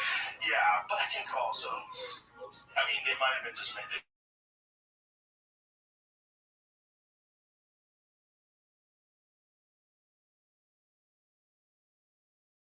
images of a UFO in your backyard, and I don't know if they're legal. Because it was at the beginning, I was like, whoa, and then I was like, wow. You know, it's one of those things that you want it to be true, so you start like, oh, well, what is going on with this story? And then you read it more, you read into it more. Yeah, that's all the stories, right? Every one of them. Yeah. It's never like, oh, we filmed it on the new iPhone. Look how great it is. The only ones that I ever really would make me pause are the ones from the military guys. And the ones from the military guys, the more I think about it, the more I think that is some absolute top secret shit that the United States government has developed. I think they have some super high-tech drone technology that operates on some very sophisticated propulsion system that we're not aware of. Or in different countries. You know, I think it's America. The reason why I think it's America is because these things always happen where military bases are. Like one of them happened off the coast of the Nimitz in San Diego. You know, San Diego's where the SEALs are. It's a bunch of military base. Well, there's like a bunch of exercises that go on in the sea outside San Diego. So that makes sense. And they were doing fighter jet testing and training out there. That's how they saw this thing. So that kind of makes sense to me. And then the other ones are in the East Coast, again, in the same kind of airspace where these guys practice all the time. And I had this one guy on, Ryan Graves, and he said that when they upgraded the equipment on their jets in 2014, I believe, that's when they started seeing all these things. That's when they were like, what the fuck is going on? Is that an accident? Like, if they wanted to find out, you know, like whether or not these things were, you could detect them, you know, whether or not we could employ them, or deploy them rather without anybody knowing. Wouldn't you just do it with your own guys? Like, I would, you know, say, hey, here's the rules. Don't shoot those things. If you see them, we don't know what the fuck they are. But they probably do know what the fuck they are. But also real aliens. I leave everything on the table. I think you got a pie, the UFO pie, right? Most of it's bullshit. Like a good 65% is bullshit. That's really what we know. I got a real alien problem. I got a UFO on the desk with a fucking alien head on the wall here. But I'm also a realist. It's at least in some ways. And I look at it and I go, okay, most of it's just bullshit. And then misunderstandings. So what's misunderstandings? How many of them are shooting stars, which happen all the time? I saw one the other day. It was dope. Just the light, this guy just shot off the shoot and it dies off. It's pretty. How many of them are just fighter jets, shit like that? Have you ever seen like a stealth bomber? Have you ever seen one of those? Yeah. In the sky? Not in the sky. I mean, I see that here. We were filming Fear Factor in 2001, and it was right after 9/11. So we were out at what's the fucking city we were at? We would go there all the time. Palmdale. So Palmdale's like way out there. Oh crap! It's a sketchy area, but also these big open roads that we could close down. And so we would do these stunts with like giant semi trucks barreling down the road. And these people had to climb on the outside of the truck and shit like that. And so we were out there and we saw this thing just flying through the air like a fucking something out of Star Wars. Everybody stopped. We're like, whoa. It's a stealth model just flying through the sky. They look so sick.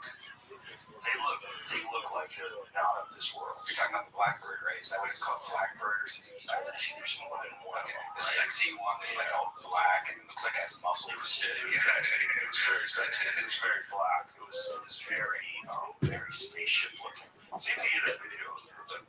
Is there more than one? Oh, there's a couple different stealth. The B2 stealth is probably the big one you're talking about. On the screen.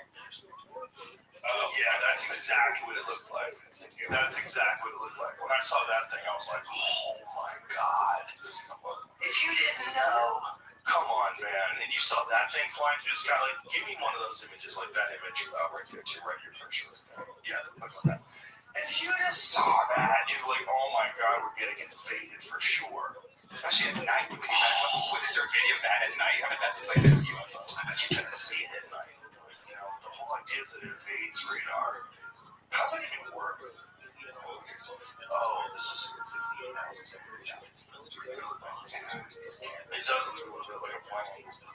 But those three lights, don't people always say they see like three lights in the sky? Because how many of them are this thing?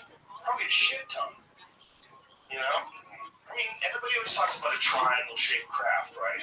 Well, there it is. Yeah. Fucking there it is. The ones that they spotted over Phoenix. Remember they had that the Phoenix lights? And they always say, oh, it was going slow. And then out of nowhere, it just jet out of nowhere super fast. Yeah, that's another one. Oh, that's a nice. Yeah. But you think about it, if it has three lights under it, and it's flying through the air, and it's that high, all it has to do is turn those three lights off. And you're like, oh my God, it disappeared. You know? You would have no idea what's going on. So now on the ground like that, that's the Delta jet. Like a super dope jet. What's the other one? I think it was drone. I think it was like a stealth drone. Not officially. I think the SR-72 hasn't been officially out. What's that one on the far left? The white one? Yeah.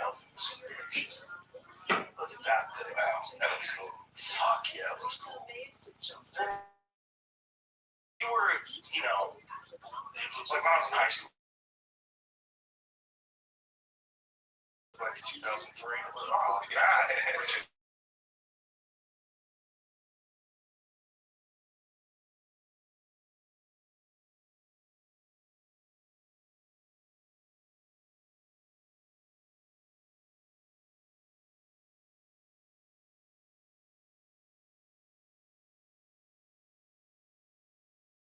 Feet above sea level to 0 in a second. Did they have that back then?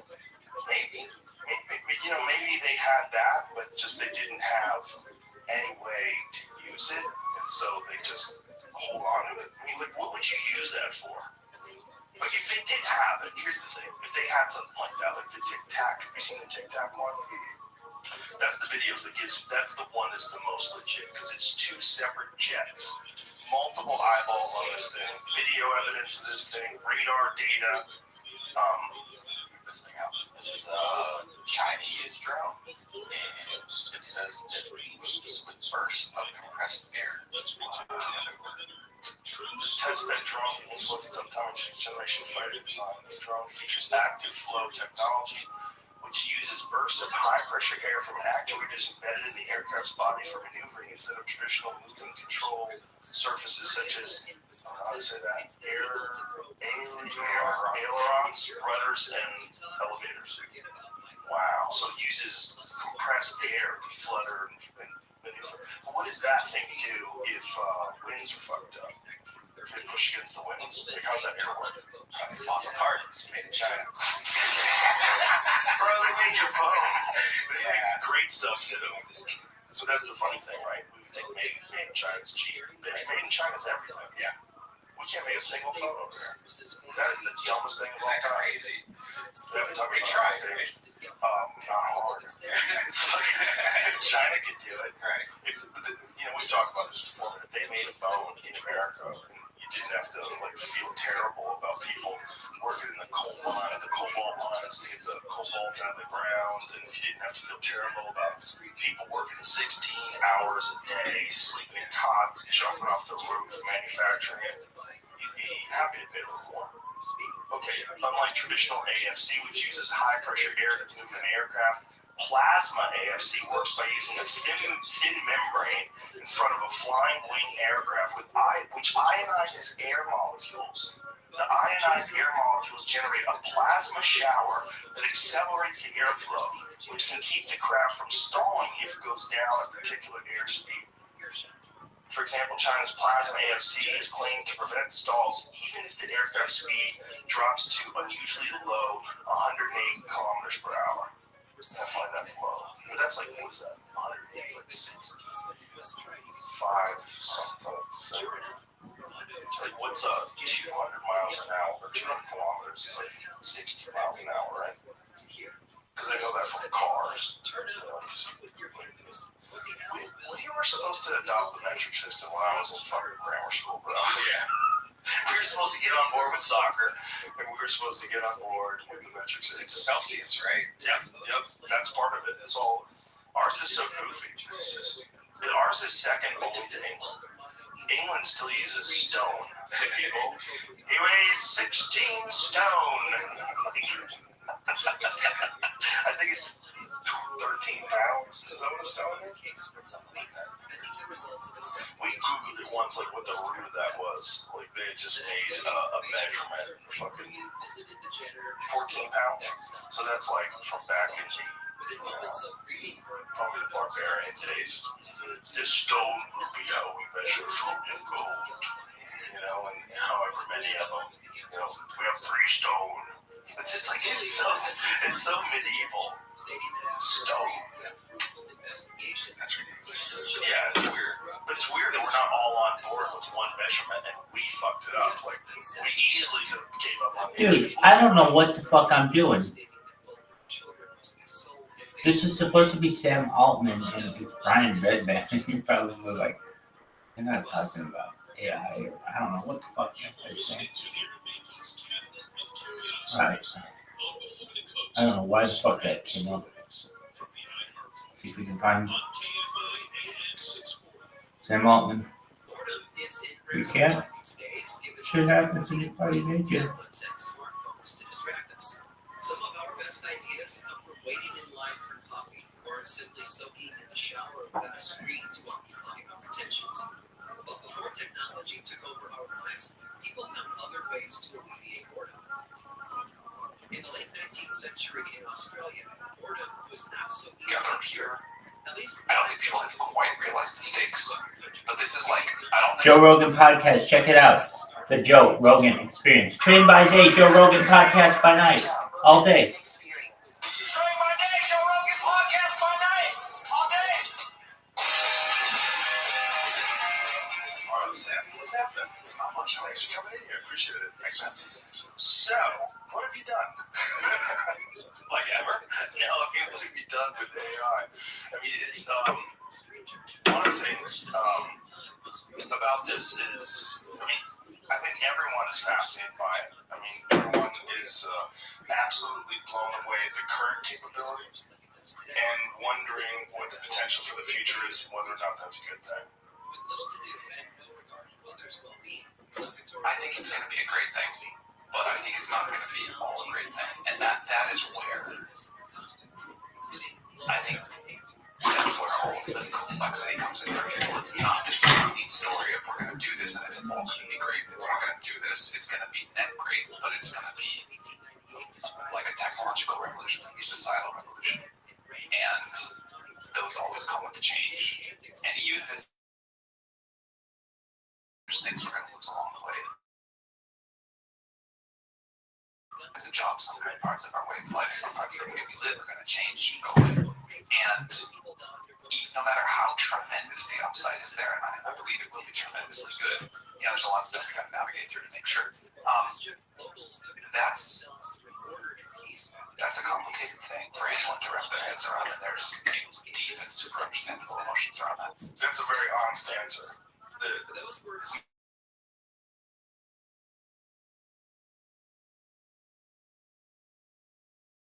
My view of the world, you know, when you're like a kid in school, you learn about this technological revolution and that one and that one. And my view of the world now, sort of looking backwards and forwards, is that this is like one long technological revolution. And we had, sure, like first we had to figure out agriculture so that we had the resources, time to figure out how to build machines and the industrial revolution. And that made us learn about a lot of stuff, a lot of other scientific discovery too.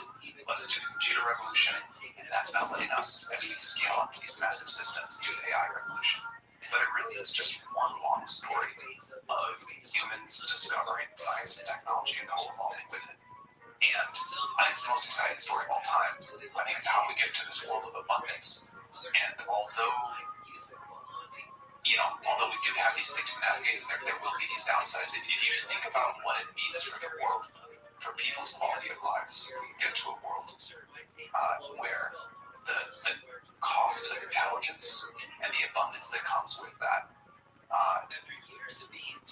the cost dramatically falls, the abundance goes way up. I think we'll do the same thing with energy. And I think those are the two sort of key inputs to everything else we want. So if we can have abundant and cheap energy and intelligence, that will transform people's lives largely for the better. And I I think it's gonna, in the same way that we could go back now 500 years, look at someone's life, we'd say, well, there's some great things, but they didn't have this, they didn't have that. Can you believe they didn't have modern medicine?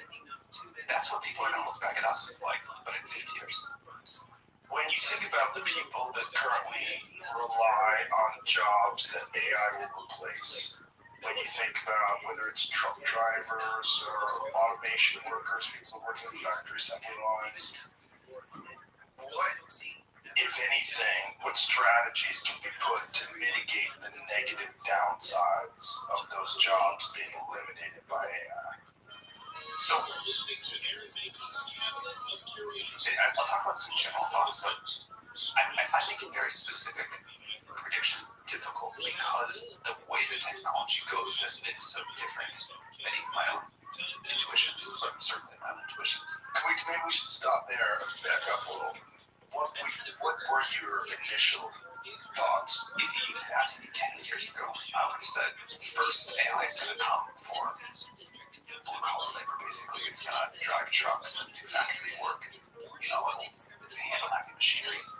Then, maybe after that, it'll do, like, some kinds of cognitive labor, but not, it won't be off doing what I think personally is the really hard stuff. It won't be off proving new mathematical theorems. It won't be off, discovering new science. Won't be off writing code. And then eventually, maybe last of all, maybe never, because human creativity is this magic special thing. Last of all, it'll come from the creative jobs. That's what I would have said. Now, it looks to me like, and for a while, AI is much better at doing tasks than doing jobs. It can do these little pieces super well, but sometimes it goes off the rails. It can't keep very long coherence. So people are instead just able to do their existing jobs way more productively. But you really still need to give it there today. And B, it's going exactly the direction. We do the creative work first, stuff like coding second. I think you can do things like other kinds of cognitive labor third, and we're the furthest away from human robots.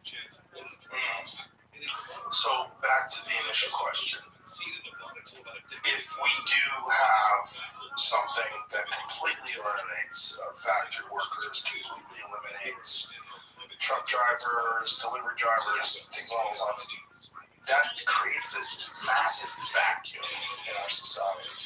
So I think there's things that we're going to do that are good to do but not sufficient. So I think at some point we will do something like a UBI or some other kind of very long-term unemployment insurance something, but we'll have some way of giving people redistributing money in society and as a cushion for people as people figure out the new jobs. But maybe I should touch on that. I'm not a believer at all that there won't be lots of new jobs. I think human creativity, desire for status, wanting different ways to compete, invent new things, feel part of the community, feel valued, that's not going to go anywhere. People have worried about that forever. What happens is we get better tools and we just invent new things and more amazing things to do. And there's a big universe out there. And I think, literally, there's space is really big, but also there's just so much stuff we can all do if we do get into this world of abundant intelligence where you can sort of just think of a new idea and it gets created. But again, that doesn't, to the point we started with, that doesn't provide great solace to people who are losing their jobs today. So saying there's going to be this great indefinite stuff in the future, people are what are we doing today? So, I think we will, as a society, do things like UBI and other ways of redistribution. But I don't think that gets at the core of what people want. I think what people want is agency, self-determination, the ability to play a role in architecting the future along with the rest of society, the ability to express themselves and create something meaningful to them. And also, I think a lot of people work jobs they hate. And I think we as a society are always a little bit confused about whether we want to work more or work less. But somehow, we all get to do something meaningful, and we all get to play our role in driving the future forward. That's really important. And what I hope is, as those truck driving absolutely wrong about predicting how fast it's going to happen, but it's going to happen. We figure out not just a way to solve the economic problems by like giving people the equivalent of money every month, but there's a way that, and we have a lot of ideas about this, there's a way that we like share ownership and decision making over the future. The thing I say a lot about AGI is that everyone realizes we're going to have to share the benefits of that, but we also have to share like the decision making over it and access to the system itself. Like I'd be more excited about a world where we say, rather than give everybody on Earth like 1/8 billion of the AGI money, which we should do that too, we say you get like 1/8 billion of a 1/8 billion slice of the system. You can sell it to somebody else, you can sell it to a company, you can pool it with other people, you can use it for whatever creative pursuit you want, you can use it to figure out how to start some new business.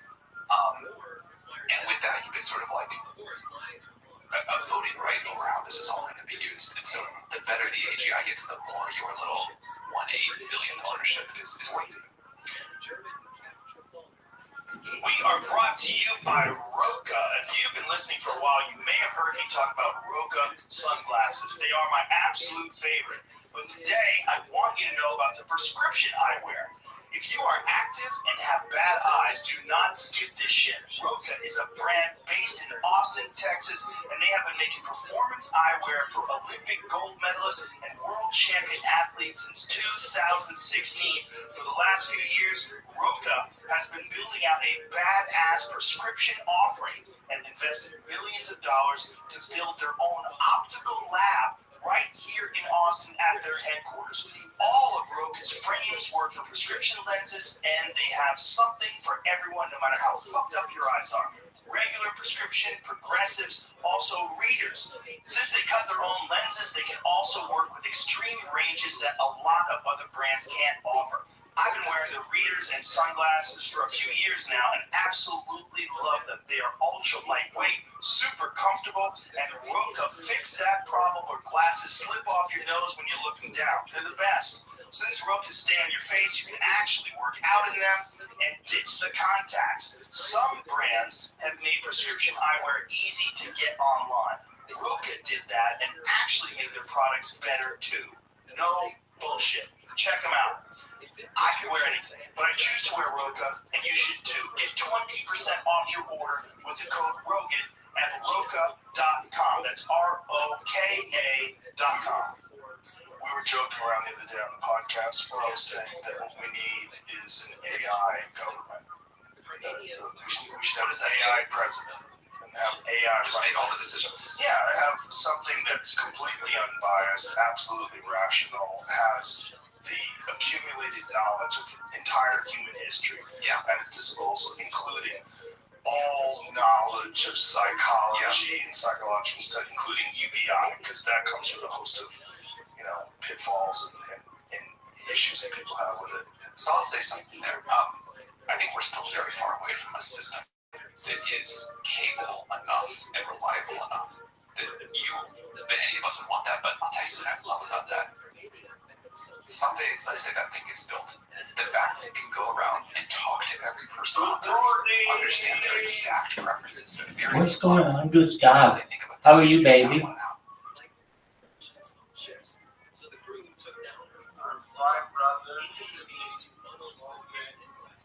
Enjoying life. Thank you. Hey, do you know who Morelight is? Yeah, he's dead. Exactly. So the biggest Twitter influencer who has a morning show on Twitter Spaces, his name is David Goldstein, and you know who I'm talking about? Anyway, yeah, exactly. So he was doing a Twitter Space tonight, just like within the last hour, and I've been wanting to talk to this guy for like a year, but he's really hard to get a hold of because his spaces aren't like open discussions. He has so many followers that he just is able to speak.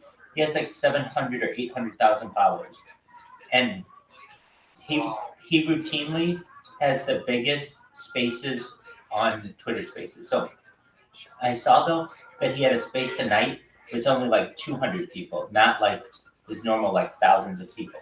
So I also had an account that I thought he might use. He might call me up because he said it was like a meme space. He was when they talk about meme coins.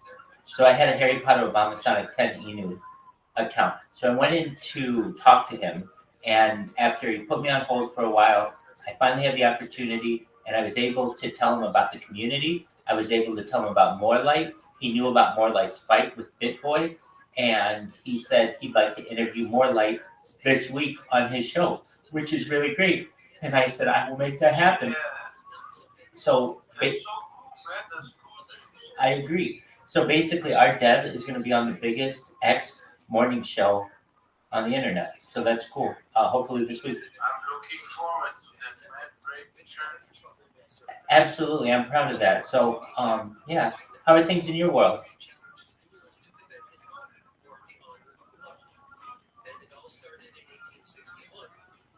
How are things with you, Gustav? Gustav, can you hear me?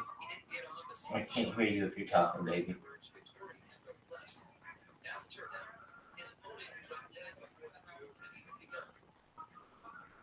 Gustav, can you hear me?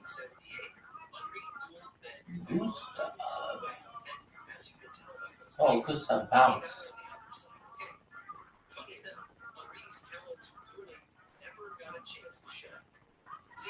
Gustav bounced. They balance out trade-offs and what they want, and then understand all of that, and like collectively optimize for the collective preferences of humanity or citizens of the U.S. That's awesome. As long as it's not co-opted, right? Our government currently is co-opted. That's for sure. We know for sure that our government is heavily influenced by special interests. If we could have an artificial intelligence government that has no influence, nothing has influence on it. That's fascinating. It's possible, and I think it might be the only way, where you're going to get completely objective, the absolute most intelligent decision for virtually every problem, every dilemma that we face currently in society. Would you truly be comfortable handing over like final decision making? Say, all right, AI, you got it. No, but I'm not comfortable doing that with anybody. Right. You know, I mean, I don't. Right. I was uncomfortable with the Patriot Act. I'm uncomfortable with many decisions that are being made. It's just there's so much obvious evidence that decisions that are being made are not being made in the best interest of the overall well of the people. It's being made in the decisions of whatever gigantic corporations that have donated to whatever the military-industrial complex and pharmaceutical-industrial complex, and it's just the money. That's really what we know today, that money has a massive influence on our society and the choices that get made, and the overall good or bad for the population. Yeah, I have no disagreement at all that the current system is super broken, not working for people, super corrupt, and for sure, like, unbelievably run by money.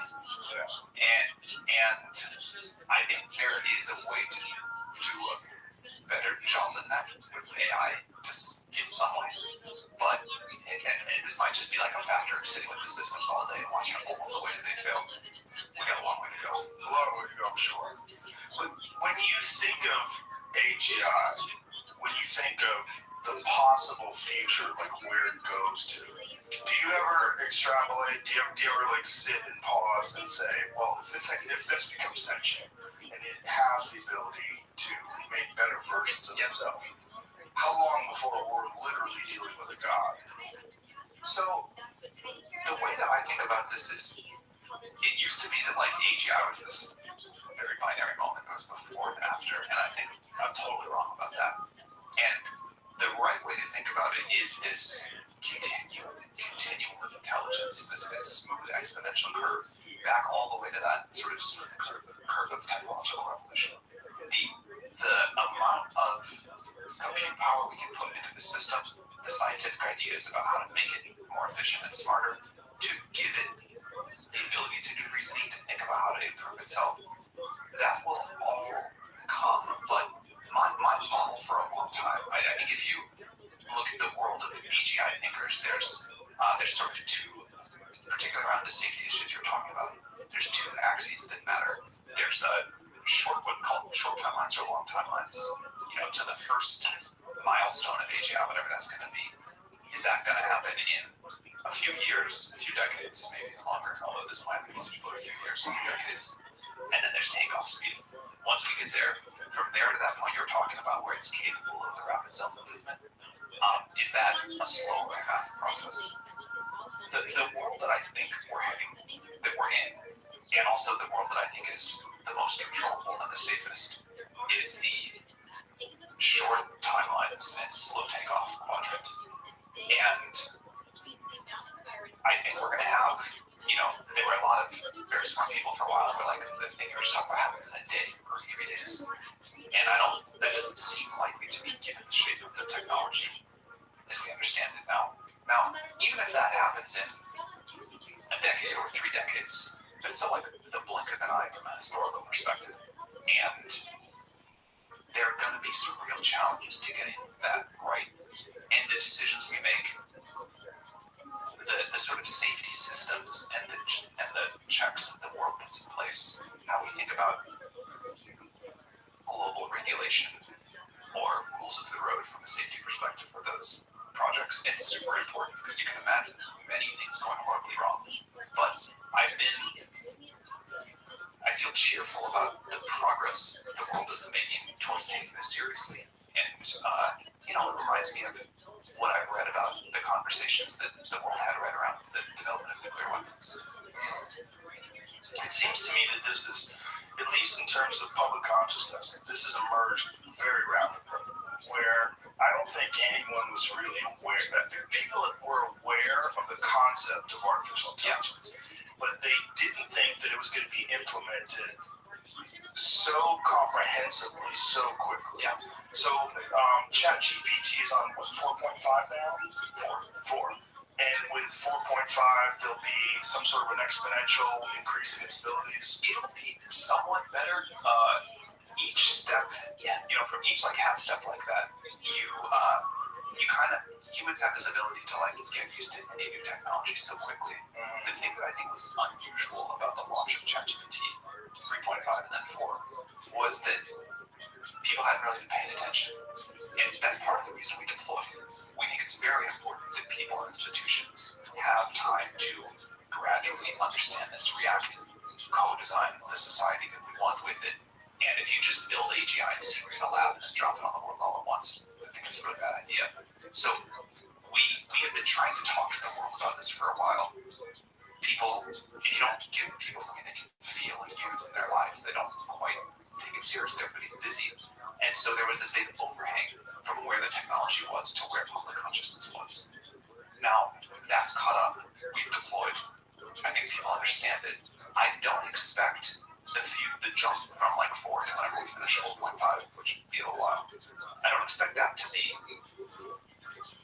the crazy switch, the crazy adjustment that people have had to go through has mostly happened. I think most people have gone from thinking that AGI was science fiction and very far off to something that is going to happen. And that was a one-time reframe. And now, every year you get a new iPhone. Over the 15 years or whatever since the launch, they've gotten dramatically better. But iPhone to iPhone, you're okay, it's a little better. But now if you go hold up the first iPhone to the 15 or whatever, that's a big difference. GPT 3.5 to AGI, that'll be a big difference. But along the way, it'll just get incrementally better. Do you think about the convergence of things like Neuralink and there's a few competing technologies where they're trying to implement some sort of a connection between the human biological system and technology? Do you want one of those things in your head? I don't until everybody does. Right.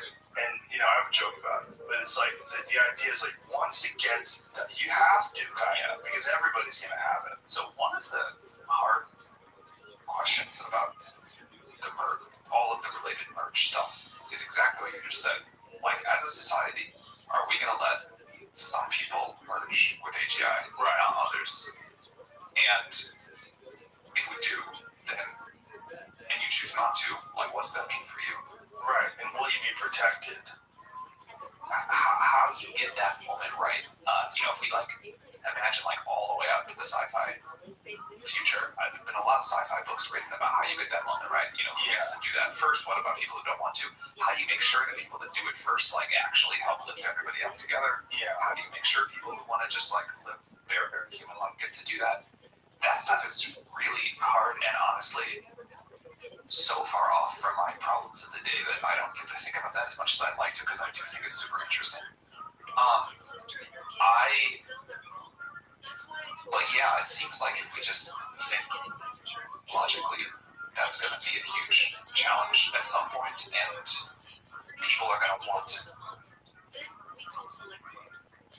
wildly divergent things, but there is a societal question about how, the questions of fairness that come there and what it means for the people who don't do it is super, super complicated.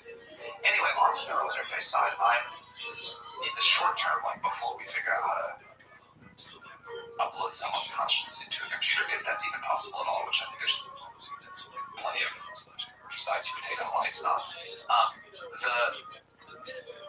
The thing that I find myself most interested in is what we can do without drilling a hole in someone's head. How much of the inner monologue can we read out with an externally mounted device? And if we have a imperfect, low bandwidth, low accuracy neural interface, can people still just learn how to use it really well in a way that's quite powerful for what they can now do within the computing platform? And my guess is we'll figure that out. I'm sure you've seen that headpiece. There's a demonstration where there's someone asking someone a question. They have this headpiece on, they think the question, and then they literally Google the question and get the answers through their head. That's the kind of thing that's the kind of direction we've been exploring. Yeah. That seems to me to be step one. That's the palm of the eventual immersive 3D video games. You're going to get these first steps, and they're going to seem sort of crude and slow. I mean, it's essentially slower than just asking Siri. I think if someone built a system where you could think words, doesn't just be a question, it could just be your passive rambling inner monologue, but it certainly could be a question. And that was being fed into GPT-5 or 6, and in your field of vision, the words in response were being displayed. That would be the poem. Yeah. That's a very valuable tool to have. And that seems like that's inevitable. There's hard work to get there on the neural interface side, but I believe it will happen. Yeah. I think so too. My concern is that the initial adopters of this will have such a massive advantage over the general population. Well, that doesn't concern me. That's just better computer. You're not jacking your brain into something in a high risk thing. You know what you do when you don't want them when you take off the glasses. So that feels fine. Well, this is just the external device then. Oh, I think we can do the kind of read your thoughts with an external device at some point. Read your internal monologue. Interesting. And do you think we'll be able to communicate with an external device as well, telepathically? Or semi-telepathically through technology? I do. Yeah, I do. I think so too.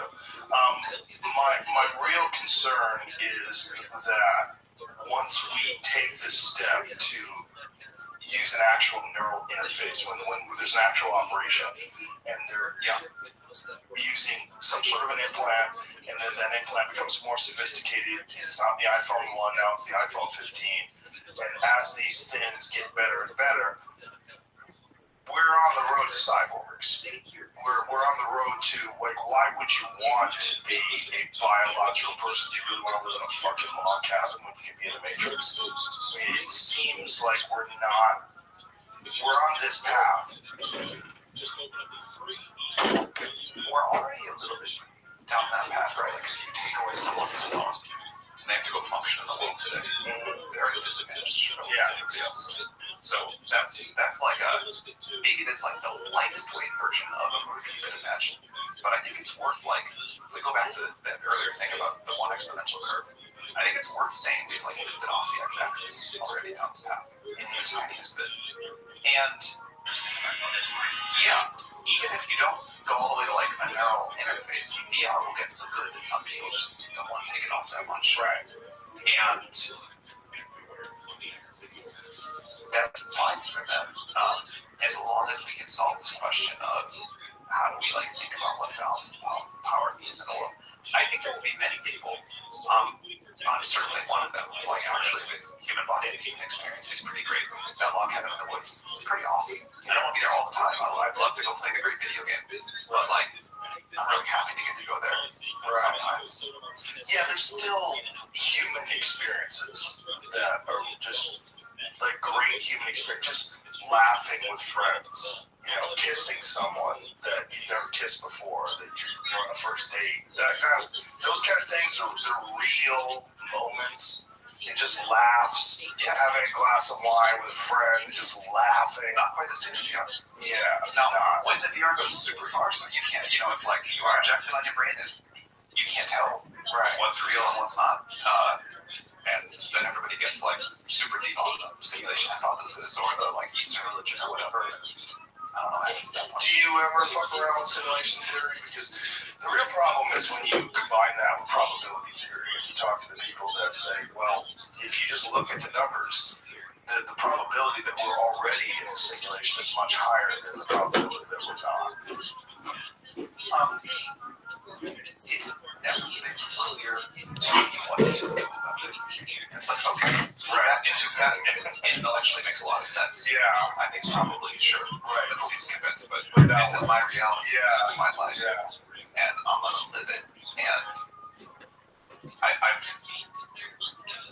you know, from like 2 a.m. in my college freshman dorm hallway till now, I've made no more progress on it than that. Well, it seems like one of those, there's no, you know, if it is a possibility, if it is real, first of all, once it happens, what are you going to do? That is the new reality. And in many ways, our new reality is as alien to, hunter-gatherers 15,000 years ago as that would be to us now. I mean, we've already entered into some very bizarre territory where, you know, I was just having a conversation with my kids. We're asking questions about something, and I've always said, let's guess what percentage of that is this, and then we just Google it, and then just ask Siri, and we pull it up. Like, look at that. Like, that alone is so bizarre compared to how it was when I was 13, and you had to go to a library and hope that the book was accurate. Totally. I was very annoyed this morning. I was reading about how horrible systems like ChatGPT and Google are for the environmental impact because it's, you know, using like some extremely tiny amount of energy for each query. And, you know, we're destroying the world. That's like, before that, people drove to the library. They talk about how much carbon they burn. Sure, that's how much versus what it takes now. Come on. But that's just people looking for some reason why something's bad. That's not a logical, total perspective. What we should be looking at is the spectacular changes that are possible through this. And all the problems, the insurmountable problems that we have with resources, with the environment, with cleaning up the ocean, climate change. There's so many problems that we have to solve with everything else. And that's why we need president. If AI could make every scientific discovery, but we still have human presidents, do you think it would be okay? No, because those creeps would still be pocketing money and they'd have offshore accounts. And it would always be a weird thing of corruption and how to mitigate that corruption. Which is also one of the fascinating things about the current state of technology is that we're so much more aware of corruption. There's so much independent reporting, and we're so much more cognizant of the actual problems that are in place. This is really great. One of the things that I've observed, obviously many other people too, is corruption is such an incredible hindrance to getting anything done in a society to make forward progress. And my worldview had been more U.S.-centric when I was younger, and as I've just studied the world more and have been working on places in the world, like, it's amazing how much corruption there still is. But the shift to a technologically enabled world, I think, is a major force against it because everything is harder to hide stuff. And I do think corruption in the world will keep trending down. Because of its exposure. Yeah. Through technology. This episode is brought to you by DraftKings Sportsbook. College basketball fans, it's tournament time. The thrill and excitement of March Mania is here, and you can get in on the action with DraftKings Sportsbook. To celebrate the game's most frenzied time of the year, DraftKings is giving new customers a chance to score big. You can bet on any college basketball national tournament game and turn $5 into $150 instantly in bonus bets. Download the DraftKings Sportsbook app and use the code ROGAN. New customers can bet $5 to get $150 instantly in bonus bets. Only with DraftKings Sportsbook with the code ROGAN. The crown is yours. Tap the banner or visit this episode's page to learn more. To be 21 or older, Indiana only. Bonus bets expire 168 hours after issuance. Eligibility and deposit restrictions apply. Terms at sportsbook.draftkings.com/bball. Gambling problem? Call 1-800-9-WITH-IT. This episode is brought to you by Fast Growing Trees. If you want to know what you're putting in your body, growing your own food is a great place to start. But listen, starting a garden doesn't have to be intimidating. I'd like to recommend Fast Growing Trees, one of the biggest online nurseries in the U.S. with more than 10,000 different kinds of plants that will be shipped to your door in just 1 to 2 days. That includes lemon, avocado, olive, and fig trees that you can grow inside your home. I love that you don't even need to have a lot of land to work with these guys. If you don't have the greenest of thumbs, don't worry. Fast Growing Trees has a 30-day Alive and Thrive guarantee, plus free plant consultations. I think it's great that they'll help you with every step from finding the best plants for your garden to designing the layout and talking you through plant care. Truly, this is where your self-sustainability starts. And right now, they have some of the best deals online, like up to half off on select plants. And listeners to our show can get an additional 15% off their first purchase when using the code JRE at checkout. That's an additional 15% off at fastgrowingtrees.com using the code JRE at checkout. One more time, fastgrowingtrees.com, code JRE. Offer is valid for a limited time. Terms and conditions may apply.